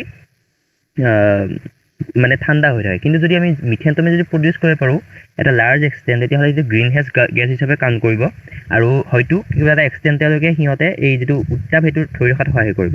আৰু দ্বিতীয়টো কথা হ'ল মিথেনক আৰু এটা কামত আমি ইউজ কৰিব পাৰোঁ, কাৰণ আমি মিথেনটো আমি ফিউল বুলি গম পাওঁ যে আমি আগতে মিথেনক ফিউল হিচাপে ইউজ কৰিছোঁ, গতিকে কিবা এটা এক্সটেণ্টলৈকে হয়তো আমি সেইটো ফিউল হিচাপে ইউজ কৰিব পাৰোঁ। গতিকে আমি এতিয়া অক্সিজেনত মানে অফক'ৰ্চ পাৰি অক্সিজেন ৱাটাৰ হেৰিৰ পৰা, কিন্তু তাতকৈ যদি কাৰ্বন ডাই অক্সাইড বা আন কিবা এটা প্ৰক্ৰিয়াৰ পৰা যদি অক্সিজেনটো পাব পাৰি নেকি, সেইটো বিষয়ে মনোযোগ দিয়াটো বেছি গুৰুত্বপূৰ্ণ মই বুলি ভাবোঁ। আৰু ইতিমধ্যে মই পাইছিলোঁ যে অধ্যয়ন কৰি পাইছিলোঁ যে মই লিখি পেলাই নেটত বিচাৰি পাইছিলোঁ যে মক্সি ভাল পাইছোঁ যে মক্সি বুলি এটা মানে Mars oxygen in situ resource utilization experiment হৈ আছে। গতিকে যিহেতু আমি মংগল গ্ৰহত কলনী স্থাপন কৰিবলৈ গৈয়ে আছোঁ, কলনী স্থাপন কৰিব যোৱাৰ কাৰণে যিটো আমাৰ মেইন যিটো সমস্যা অক্সিজেন আৰু ৱাটাৰ, সেই বিষয়ে মানে বিশদভাৱে ৰিচাৰ্চ চলি আছে। গতিকে আমি ভাবোঁ যে উন্নতি পলমে আমি ইয়াৰ এটা ভাল সুদুত্তৰ পাম। ধন্যবাদ। Thank you so much, Gagan, for your excellent explanation. Now we have a question again directed to Ishani Borthapur. It is asked by Amit Das. He asks that what about the role of water in agriculture in Mars? I think this has been already mentioned by Ishani Borthapur. Still, I would like to ask Ishani Borthapur to just elaborate it a bit to Amit Das. All right, so am I audible? Yes, you are absolutely audible. Okay, thank you so much. So yes, I had mentioned in the while you were asking the first initial question that water can be held due to, as everyone has, the panelists have mentioned, that it is the gravity of Mars is 38% of that of Earth. So there is a high potential for water to be retained in this, like if we do artificial farming there, for water to be retained in the atmosphere, I mean in Mars, in a better way. But there is one challenge is getting water to behave the way it does on Earth while in a microgravity environment. So we know for a fact that there are prospects in how we can do it, but there's still certain challenges, and so there are some experiments that have been started. So one of them, I'd like to just mention one of them, that is the passive orbital nutrient delivery system, the PON system. So which is an entirely passive system, meaning you don't need any kind of like electricity or moving parts or like, pumps and all that stuff. So here the basic concept is that you have a reservoir of water, so plants can draw from that water when they need it. So what happens is that since we are still not sure about how water in itself will be used if it's in soil, so it is hydroponics can also come in that. This is kind of like hydroponics, like we are giving water artificially right now, because still the role of water in in the soil is not very much studied about in Mars, like in the Martian atmosphere, I mean in the Martian growing atmosphere, artificial atmosphere. So in this, the PONS, that is the passive orbital nutrient delivery system, here it's kind of like hydroponics, as you know it is, so that plants are able to draw water from the reservoir when it's needed, and so it cuts down, the astronauts giving water, like how we irrigate. It is not that, it is directly taking from the source. So these are some experiments that have been done, and coming back to but the initial thing that how water can be used, it's that right now there have it was done using, like it was injected, like it was passively injected. You couldn't water it like how we water a plant normally in our gardens. But since that is also very cumbersome process, this is one solution that recently NASA has come up with. And thank you for your question. Thank you, Ishani, so very much. And she has mentioned the name of the species. I would like to convey it to the audiences. She mentions the name to be Dechloromonas and Azospira. I repeat, Dechloromonas and Azospira. Okay, with this, I would like to give a pause to this questioning session, and I would request the audiences to put their questions. I will come back to you later after the second phase of discussion. So with this, we will like to start the second phase of the discussion. I would like to start again with Arnab Burman.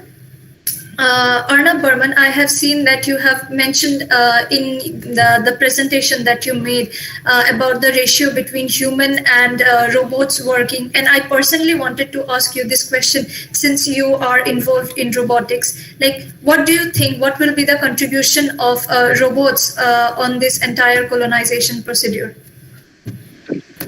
Thank you, Antara.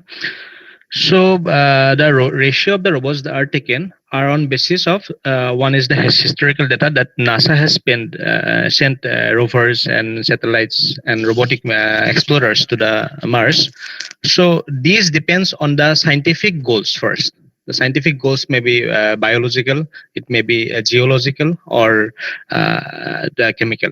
So based on the scientific goals, they develop the scientific instruments. And once the scientific instruments are developed, then they look for the right set of vehicle that would carry those instruments. For example, the Opportunity rover.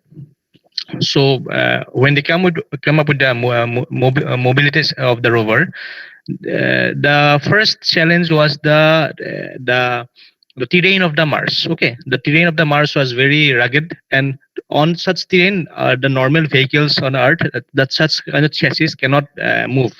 So they went for carbonic suspension. Then in fact, our team in Defense and Space Robotics Laboratory, we have been working on some robots for Martian environment, which I'll be showing in the in the end of the discussion. So based on the instruments, based on the terrain type, based on the atmospheric, based on the different constraints, they design the robotic equipments. And step by step, the robot's job is to give data, send data to the Earth, and based on that data, they again design the next mission. And then they design new instruments, like now this Perseverance is sending the MOXIE. Okay. So based on those data only, the next missions are planned. So that's how the robotic missions are planned.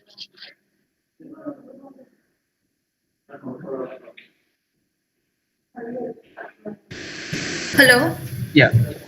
Okay, thank you, Arnab, so very much. So will we send those robots from Earth, or will we go there and create the robots? No, as I said, the robots will be developed in the Earth first. Like you say, Curiosity rover or Perseverance, they are developed in the Earth. They are tested in the Earth first, and then sent to the Mars. Okay, at this question, a very good question comes to my mind, that will this Mars be dependent on Earth? As Arnab Burman has mentioned, that we have to send the robots to Mars from Earth, and I would like to direct this question to Rishikesh Goswami. Like, will be Mars dependent on Earth, or will terraforming the Mars will be a better idea? Like, I recently read about one of the fact that they are attaching reflectors on the orbiting satellite so as to direct the sun rays down to the planet, which would otherwise would have been escaped the Martian atmosphere. So they are bringing the sun rays directly to the planet. Then they are heating up the planet, releasing the carbon dioxide vapor, and which further creates a greenhouse effect, and that there is an overall heating of the planet. So what do you think that if the terraformation is a better idea, then in what way should it be implemented, like on the basic necessities like oxygen, sunlight, rainfall, and food supply? Rishikesh Goswami? Yeah, okay. So that's actually a good question. I have already talked about the semi-autonomous government system. So when we reach Mars first, then we will have a semi-autonomous government system depending on Earth, because we need to depend on Earth because of the minerals or oxygen and everything. Then we are forming a society in Mars, and after if we skip some decades or some centuries, then we will be completely we can have a self-sufficient system in there. And we'll develop our basic necessities in the Martian soil itself. So then we'll require the humans in Mars will require a completely autonomous government system or completely autonomous system which will be independent of Earth. So at first we will be dependent on Earth, and then we will go on to become independent and completely dependent on Mars. And there will be two human societies if Earth survives them. If and buts, we already talked about the if and buts. So if Earth survives, then we will have two different human societies that will be simultaneously developed on two different planets.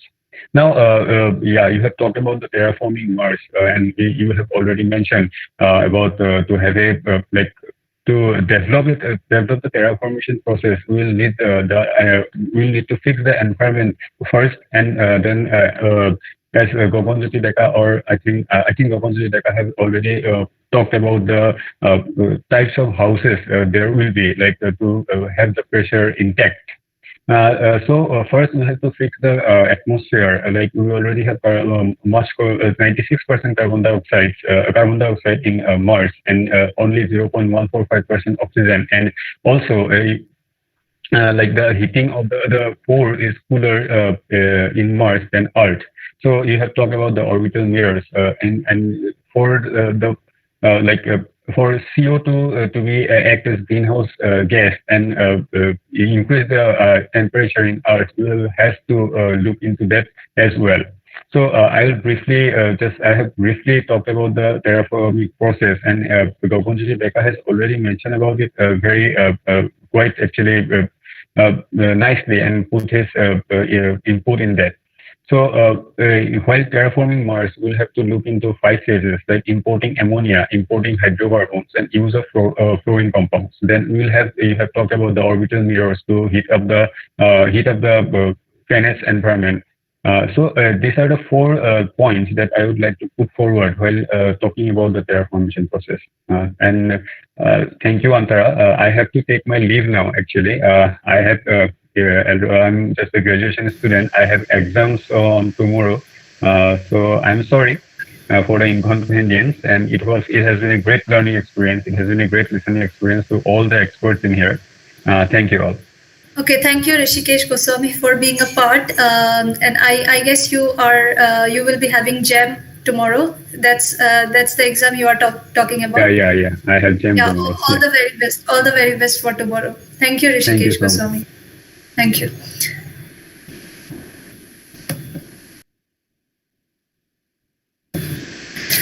Okay, so we thank Rishikesh Goswami. As he mentioned, he will be leaving because he will be having exams tomorrow. So we will continue with today's discussion, and we will move to Ishani Borthakur. And here I would like to ask her, since Rishikesh has beautifully mentioned the process of terraforming, and also so did Gagan. So Ishani, can you please share on the ideas on the fact that will human be alone on the planet, or for example, take food supply as an example. Like we will be needing cattle for the food supply process. So are we going to take the cattle from the earth, or will we create them in the laboratories? Yes, am I audible, Antara? Yes, you are audible. I'll just try and share my video once, if it's okay. Like if it doesn't. Am I visible? Yes, it is visible. All right, thank you. In case my connection gets lost, please let me know, so I'll switch off the video. Yes, in case the connection. Yeah. So regarding what you were asking about animals, correct? So like cattle and stuff. So even in Earth itself, what happens is that cattle and rearing animals or livestock in general is a very debatable topic, because, not just for food, but they take up a lot of resources. All right. So what a plant-based diet can do, you'll need to feed a cattle, and that is like, in terms of energy, it's going to take even more energy. So I'm forgetting, but one of our panelists has said about I think it was Sir Arnab Burman, who had talked about smaller organisms being inhabiting Mars first, because they take up less energy. So regarding cattle and livestock rearing, so since our main motive is to take up as less energy as possible and because we can't send everyone there at once. So that is why the feasibility of cattle and livestock going to Mars is kind of far-fetched. And in terms of meeting our nutritional requirements, I think everyone must be knowing, since even if you're not from the science background, so for them who are not from the science background, something known as single cell protein. So single cell proteins are being marketed right now, like there's research going on where microorganisms are being used to meet protein requirements.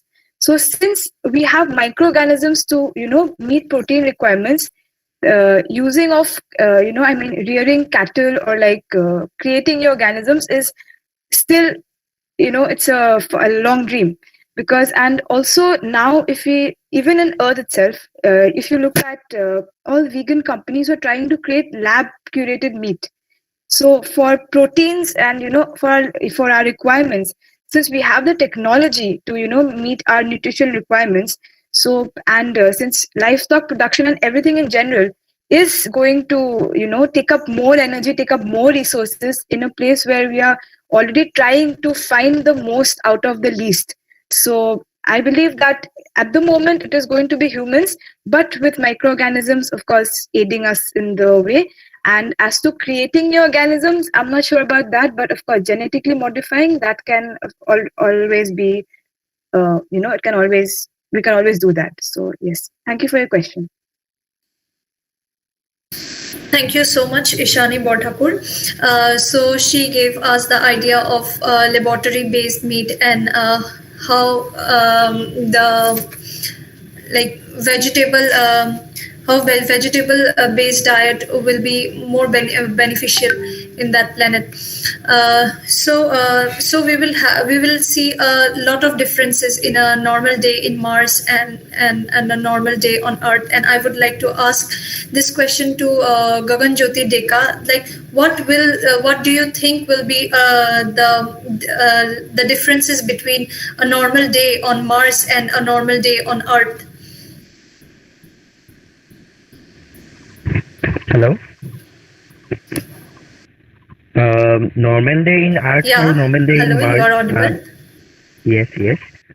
বহুত এটা বেছি difference নাথাকিব কারণ আমার মঙ্গল গ্রহক আমি যেটো আমাৰ চন্দ্ৰ আছে বা আন যিবিলাক দূৰত আছে বসবাসৰ উপযোগী আমি যিবিলাক ভাবিছো সৌৰজগতৰ তাৰ ভিতৰত মঙ্গল গ্ৰহ লোৱাৰ এইটো এটা কাৰণ হ'ল যে মঙ্গল গ্ৰহৰ যিটো আমি তাৰ এক্সিছত যিটো ৰোটেশন সেইটো অলমোস্ট সিমিলাৰ হয় এটা আমি গম পাওঁতে যে যদি পৃথিৱীক এক্স্যাক্টলি 23 আৱাৰ্ছ এণ্ড 56 মিনিটছ লাগে তেতিয়া হলে মঙ্গল গ্ৰহক লাগিব 24 আৱাৰ্ছ এণ্ড 37 মিনিটছ গতিকে আমি ইমান এটা সমস্যা নহয় যেটো আমি যেতিয়া আমি বেলেগ গ্ৰহলৈকে যাম হয়তো হেতু তাৰ মই আমাৰ এটা দিন আমাৰ যথেষ্ট সমস্যাৰ সন্মুখীন কৰিব পাৰে কিন্তু যেহেতু আমাৰ এটা দিন সমসাময়িকভাৱে পৃথিৱীৰ সমানেই হয় গতিকে আমি এটা ইমান এটা তাৰ প্ৰভাৱ আৰু নেপেলাব জেনেৰেলি আমি আকাশখন পৃথিৱীৰ পৰা নীলা দেখা পাওঁ কিন্তু যদিহে আমি মঙ্গল গ্ৰহলৈকে যাওঁ তেতিয়াহ'লে আমি আকাশখন হয়তো ৰেডিছ দেখা পাম আৰু ইয়াৰ কাৰণ হয়তো যেটো ডাষ্ট পাৰ্টিকেল আছে ডাষ্ট ষ্টৰ্ম হৈছে তেনেকুৱাও হ'ব পাৰে বা যেটো আমি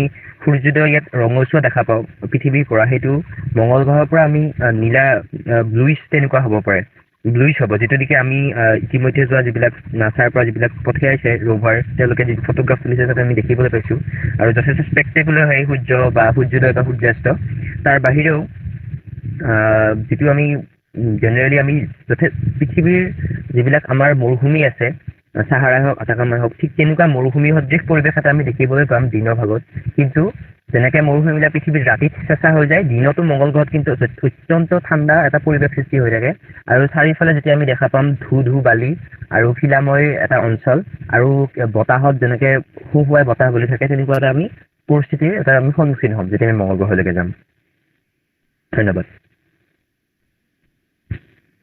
Thank you, Gagan.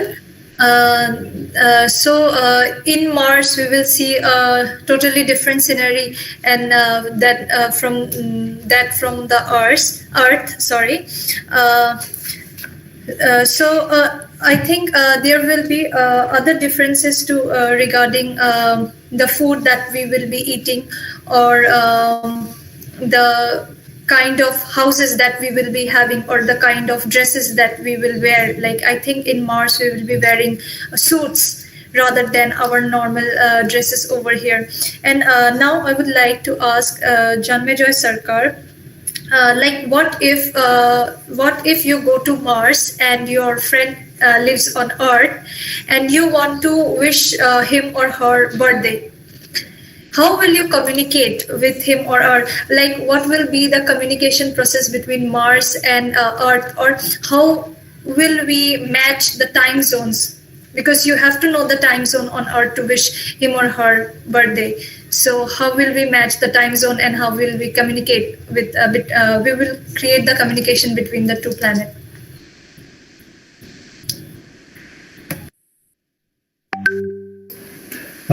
That's a very nice question, Antara.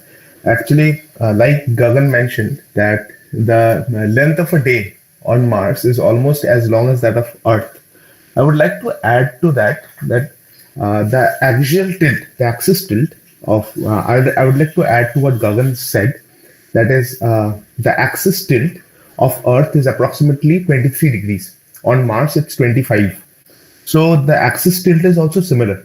And this axis tilt is responsible for our seasons. Okay, the summer, winter, these things.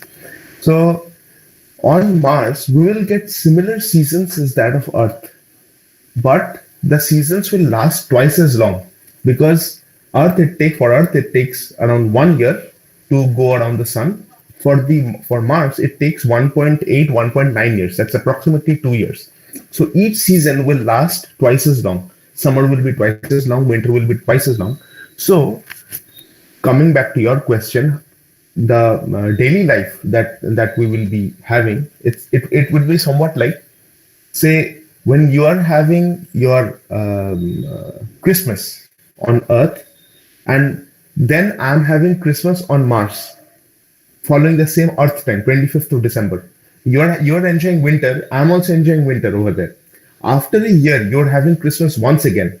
Then you'll be having winter, but I'll be having summer over there, because I've gone half the way around the sun. So it's going to be that way. Now, this is one thing. Another thing will be wishing birthdays.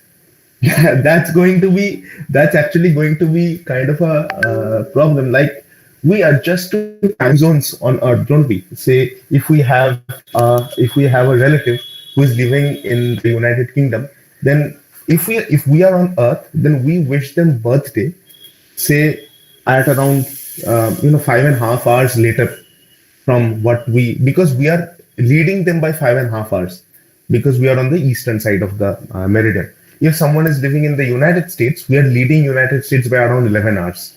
So we adjust the time zones and we wish birthdays. In case of when we are on Mars, and considering we follow Earth time, we will have to keep in mind of these time zones, and we'll have to keep in mind of the communication gap between Earth and Mars, because we know it takes light 8 minutes to travel from the sun to the Earth. Similarly, any radio signal that we send or any communication that we make from the Mars to Earth, the time difference will be 5 to 20 minutes. So we say when Mars and Earth are very close to each other like this, here's the sun, this is the Earth, and this is Mars. So they're close to each other like this, and here's the sun. Then it will take 5 minutes for the communication. When Earth is on the other side and Mars is over here, when the distance is maximum, it's going to take 20 minutes. So we need to know exactly where Earth is and exactly where Mars is, and what exactly is the time difference in the communication gap. I mean, what's the communication delay? And that way we have to make accurate communications. That will be problematic in some cases, like for example, if you want to invest in stock market by staying on Mars, you can't do that. You can't do that because you won't be able to predict the stock market 20 minutes before.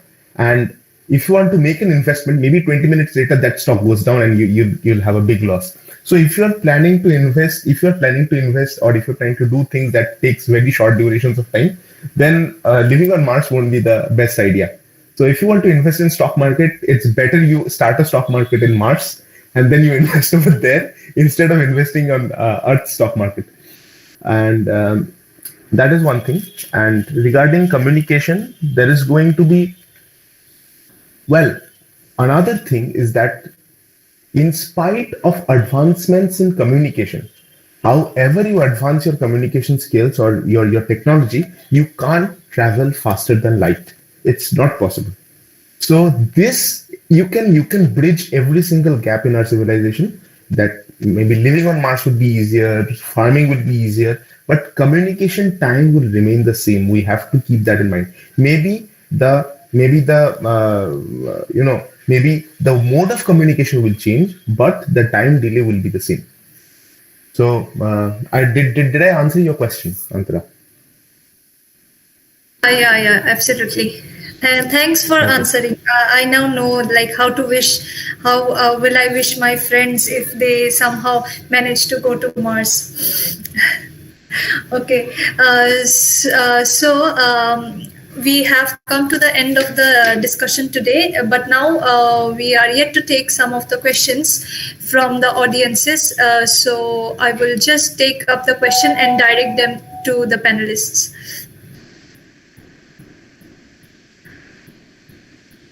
So the first question,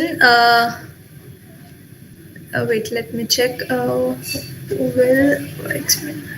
Okay, so the first question is from Suman Das, and he asks that, will our experiment on Mars make destruction on it? To any one of the panelists. Okay, so any one of the panelists may answer to this question. Will our experiment on Mars make destruction on it? Gagan Jyoti Deka, will you like to answer on this? Yes. Okay, please. একদম কোৱেশ্চনটো answer প্ৰথমে মই পঞ্চটোৰ কাৰণে ধন্যবাদ জনাইছোঁ। তো মই এনসাৰো দিব যোৱাৰ আগতে জন্মজয় দাদাৰ কথা এটা মই টানি নিব বিচাৰিছোঁ যে কলনাইজেশ্যন বুজি ক'লে মেইনলি আমি কোনোবা এখন ঠাইত বা কোনোবা এটা নতুন ঠাইত যিটো নেকি আমাৰ একচুৱেল ঠাই নহয় তাতে গৈ আমি তাৰ পৰা যিটো ৰিচোৰ্চ এক্সট্ৰেক্ট কৰাটো আমি বুজাওঁ। আৰু মাৰ্চক আমি এটা পাৰফেক্ট প্লেচ বুলি ধৰা এইটো কাৰণে হ'ল যে এটা ষ্ট্ৰাকচাৰ আছে অলমষ্ট চিমিলাৰ, মানে পৃথিৱীৰ যেনেকুৱা ভলকেনোছ আছে বা যেনেকুৱা ধৰণৰ বিভিন্ন ধৰণৰ ষ্ট্ৰাকচাৰ আছে, ঠিক তেনেকুৱা ধৰণৰ মাৰ্চতো আছে। বা আমি আশা কৰিছোঁ যে পৃথিৱীত যেনে ধৰক ভূগৰ্ভৰ তলত খনিজ পদাৰ্থ বিভিন্ন আছে, তেনেকৈ মাৰ্চতো হয়তো থাকিব পাৰে।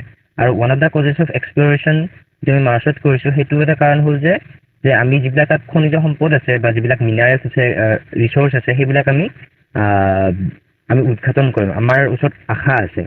আৰু যদি আমি ৰিচেণ্ট ট্ৰেণ্ডটো চাওঁ, আৰু সেইকাৰণে হয়তো বসবাসৰ উপযোগী কাৰণে হয়তো যিবিলাক নেকি পুঁজিপতি দেশ আছে যাৰ হাতত এনাফ ৰিচোৰ্চেছ আছে, তেওঁলোকে নেকি মংগল গ্ৰহৰ কাৰণে যাবলৈ আগ্ৰহী হৈছে। বি ইট ইণ্ডিয়া, ভাৰতে আমাৰ মংগলয়ান পঠিয়াইছে, USA অলৰেডি নাছাৰ থ্ৰুৰে বিভিন্ন আৰম্ভণিৰ পৰা ফ্ৰম দ্য ডন তেওঁলোকে পঠিয়াই আছে। বা ৰিচেণ্টলি যদি আমি চাওঁ তেতিয়াহ'লে আমি গম পাম যে চাইনাই টিয়েনমেন বুলি এখন পঠিয়াইছে, টিয়েনমেন 1 বুলি, যিটো নেকি অলৰেডি অৰ্বিটত পাইছে বা কোনোবা দিন ভিতৰত পাবগৈ। আৰু ৰিচেণ্টলি আনকি ইভেন যিটো আমাৰ ইউৰোপিয়ান ইউনিয়নে অলৰেডি পঠিয়াইছে, কিন্তু আৰবৰ যিটো এটা আছে তেওঁলোকে হোপ বুলি এখন পঠিয়াইছে। গতিকে এই যিটো ৰেজ হৈ আছে কিহৰ কাৰণে? নিশ্চয় তেওঁলোকে সম্ভাৱনা এটা পূৰ্ণ দেখা পাইছে যে তেওঁলোকে তাত কলনী স্থাপন কৰিব, তাৰ পৰা তেওঁলোকে সম্পদ আহৰণ কৰিব। কিন্তু এই কথাটো অতিকে গুৰুত্বপূৰ্ণ যাতে আমি চাব লাগিব যে সেই প্ৰচেছটোত যাতে আমি গোটেই মাৰ্চৰ যিটো ইক'চিষ্টেম আছে সেইটো ধ্বংস কৰি নেপেলাওঁ। কাৰণ আমি অলৰেডি পৃথিৱীখনক আমি শেষ কৰি পেলাইছোঁ। আৰু মইতো মানে আপোনালোকক জনাবলৈ পাই কেতিয়াবা অলপ ভয়ো লাগে যে আমি সেইটো জনা উচিত যে ইতিমধ্যে পৃথিৱীত 5টা মাছ এক্সটিংকশ্যন হৈ গৈছে। তাৰ ভিতৰত আটাইতকৈ যিটো ৰিচেণ্ট যিটো হয় তাৰ সেইটো আমি তাৰ আগৰটোহে গম পাওঁ, যিটো নেকি আমি গম পাওঁ যে এষ্ট্ৰইড সেই গোটেই ডাইনাছৰ উৰাই লৈ গৈছে, চব যিটো প্ৰি জুৰাছিক যুগত আছিল সেইটোহে গম পাওঁ। আৰু এইটো কোৱা হৈছে যে পৃথিৱীখনত এইটো 6 নম্বৰ এটা মানে মাছ এক্সটিংকশ্যনৰ যুগ চলি আছে, গতিকে যিটো মানে নিউক্লিয়াৰ হলোকাষ্ট হৈ আছে। তো সেইখিনি কাৰণে আমি এটা হয়তো সেটেলমেণ্ট এটা আমাক লাগে, বেলেগ এটা প্লেনেটত তাৰ কাৰণে হয়তো আমি এক্সপ্লৰেশ্যন চলাই আছোঁ কিন্তু আমি যিটো কৰি আছোঁ বৰ্তমান পৃথিৱীখনৰ লগত মানে সম্পদৰ ওপৰত যিটো আমি কোনো ধৰণৰ চেক নোহোৱাকৈ আমি ৰেষ্ট্ৰিকশ্যন নোহোৱাকৈ আমি যিটো আহৰণ কৰি আছোঁ বা পলিউশ্যন যিটো হাৰত কৰি আছোঁ গছ গছনি কাটি আছোঁ আমাজনৰ যিটো আমি ঘটনা আমি ইতিমধ্যে দেখিলোঁ গতিকে পৃথিৱীৰ সদৃশ যাতে এটা কণ্ডিশ্যন এটা আমি যাতে নহয়গৈ মাৰ্চত তাৰ কাৰণে আমি আগৰ পৰাই সচেতন হ'ব লাগিব বা যিটো ঋষিকেশ গোস্বামীয়ে কৈ থৈ গ'ল আউটাৰ স্পেচ ট্ৰিটি সেইটোৰ ওপৰত বিশেষভাৱে আমি আকৌ এনেকৈ চামিত বহিব পাৰিব লাগিব মানে আমি বহিব লাগিব কথা পাতিব লাগিব বা পৃথিৱীৰ যিবিলাক সংগঠন আছে যিবিলাক ইউনাইটেড নেশ্যনছেই হওক বা আনপ্লেনেটাৰী অৰ্গেনাইজেশ্যন তেওঁলোকে লগ হৈ এটা সিদ্ধান্তত উপনীত হ'ব লাগিব যাতে আমি পৃথিৱীৰ লগত যিটো কণ্ডিশ্যন কৰিছোঁ কিন্তু সেইটো যাতে আমি মাৰ্চৰ লগত নকৰোঁ কিন্তু মই এটা ইণ্টাৰভিউ চাইছিলোঁ যিটো মানুহজনৰ নাম মই পাহৰিলোঁ মেবি তেওঁ যথেষ্ট পপুলাৰ এজন এই মুহূৰ্ততে মই নামটো মনত পেলাব পৰা নাই নেইল চামথিং টাইপ গ্ৰীচ তেনেকুৱা ধৰণৰ আছিলে তেওঁ যথেষ্ট জনপ্ৰিয় মানুহ তেওঁ মানে ইণ্টাৰভিউত কৈছিলে যে যেতিয়ালৈকে নেকি আমি মংগল গ্ৰহটোক মানে জীৱন্ত কৰি তুলিব পাৰিম মানে কলনি স্থাপন কৰিবৰ কাৰণে তাক আমি টেৰাফৰ্মিঙে হওক বা ইণ্ডিয়ানৰ এটমস্ফিয়াৰত আমি ষ্টেবল কৰি তুলিব পাৰিম সেই শক্তিখিনি আমাৰ যেতিয়ালৈকে আহিব তেতিয়ালৈকে নেকি আমি পৃথিৱীখনকো যদি কিবা এটা ৱৰ্ষ্ট কণ্ডিশ্যনত যায় তেতিয়াহ'লে আমি তাক ৰিভাইভ কৰি তুলিব পাৰিম বা এনেকুৱা যদি কণ্ডিশ্যন আহে যে পৃথিৱীখন বোলে কোনোবা ডাঙৰ এষ্ট্ৰইডে আহি আমাক ধ্বংস কৰিব যেতিয়ালৈকে নেকি মংগলত কলনি স্থাপন কৰিব পৰা ক্ষমতাটো আহিব শক্তিখিনি আহিব তেতিয়ালৈকে আমি এই যিবিলাক এষ্ট্ৰইডৰ যিবিলাক দুৰ্ঘটনা আছে সেইবিলাককো আমি দূৰ কৰিব পৰা সিমানখিনি আমাৰ টেকন'লজি বা পাৱাৰ বা ক্ষমতা আমাৰ হাতত আহি পৰিব ধন্যবাদ অন্তৰা Okay, thank you so much, Gagan. I hope the audience is satisfied with the answer. Now I will take up the question given by AstroGig, and he asked that what's your point of view on how India is going to deal with this matter of colonizing Mars? US and Elon Musk are already doing that. What's your view on how our country is going to step forward? I would like to forward this question to Janmejoy Sarkar. If you could please answer. Shall I repeat it? No, I can see it in the chat board. Okay. So regarding India's involvement in colonization of Mars, well, the first thing that should be kept in mind is that the United States and SpaceX, they are trying to use Mars as a scientific base at first. India will go there, and if there is not a direct project from Indian Space Research Organization, at least Indian astronauts will go there, or even Indian astronauts of Indian origin will go there. So that's a point. So, and in the upcoming future, if finally there is something related to extraction of resources from Mars or extraction of materials from Mars or extraction of or even settling on Mars, in that case I believe India will have a huge involvement. There are two big reasons for this. One reason is about the Mars orbiter mission and Mangalyaan, the Indian mission that went to Mars. That is one of the cheapest missions that has been sent to Mars till date, because ISRO is an organization that provides one of the most low-cost space flight facilities all over the world. So, satellites and everything that are being placed in orbit now, most of the work is being given to ISRO, and ISRO is getting a very good business because India can do the work so economically in such a low price. Same was with the Mars orbiter mission, and there was also, I believe, this thing that came up that it costed less than making of the film Gravity. That making Gravity costed more than the Mars orbiter mission. So you have an idea how economical India can be. Along with that, from 2020, ISRO announced that now they're allowing private operators to invest in ISRO and to work with ISRO to send spaceships to space.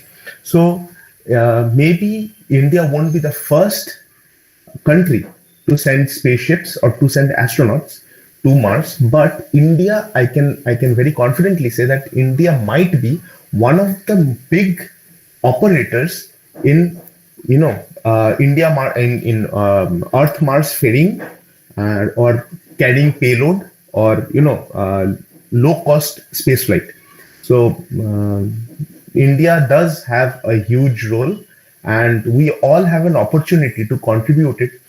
All of us who are involved in the STEM backgrounds, study well and join ISRO and take ISRO to achieve this goal. It's in our hands. I mean, everyone that's who's listening to this panel discussion and everyone among the panelists, well, we are the future, isn't it?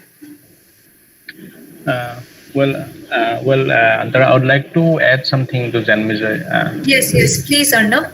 You may add. Yeah. So we also have been developing robotic rovers, robots for Martian environment, and I can show you. I can display you in here. Wait a second. Is the screen visible? Yes, it is visible. So the discussion was a very wonderful one, and we also have developed, and gathered a lot of data, like how the entire roadmap will occur, and like how oxygen methane production will occur, then the colonies, and finally I'll come to our part. So we have been working on legged robots. That too, because we found that in Mars, the first stage would be to go in the caves. Caves are the only places where you can find the microorganisms are protected, inside, and where it gives a better environment to set up. Am I audible? Yes, you are audible. Yeah.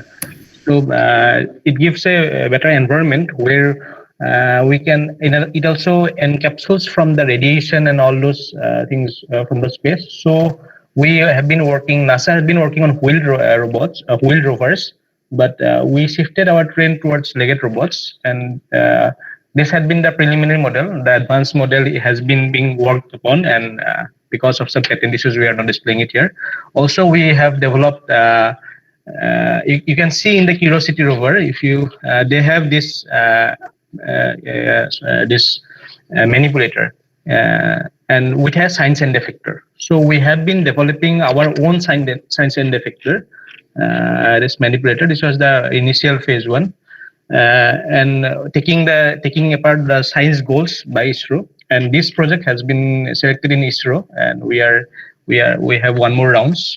So probably it will take around 6 to 7 months.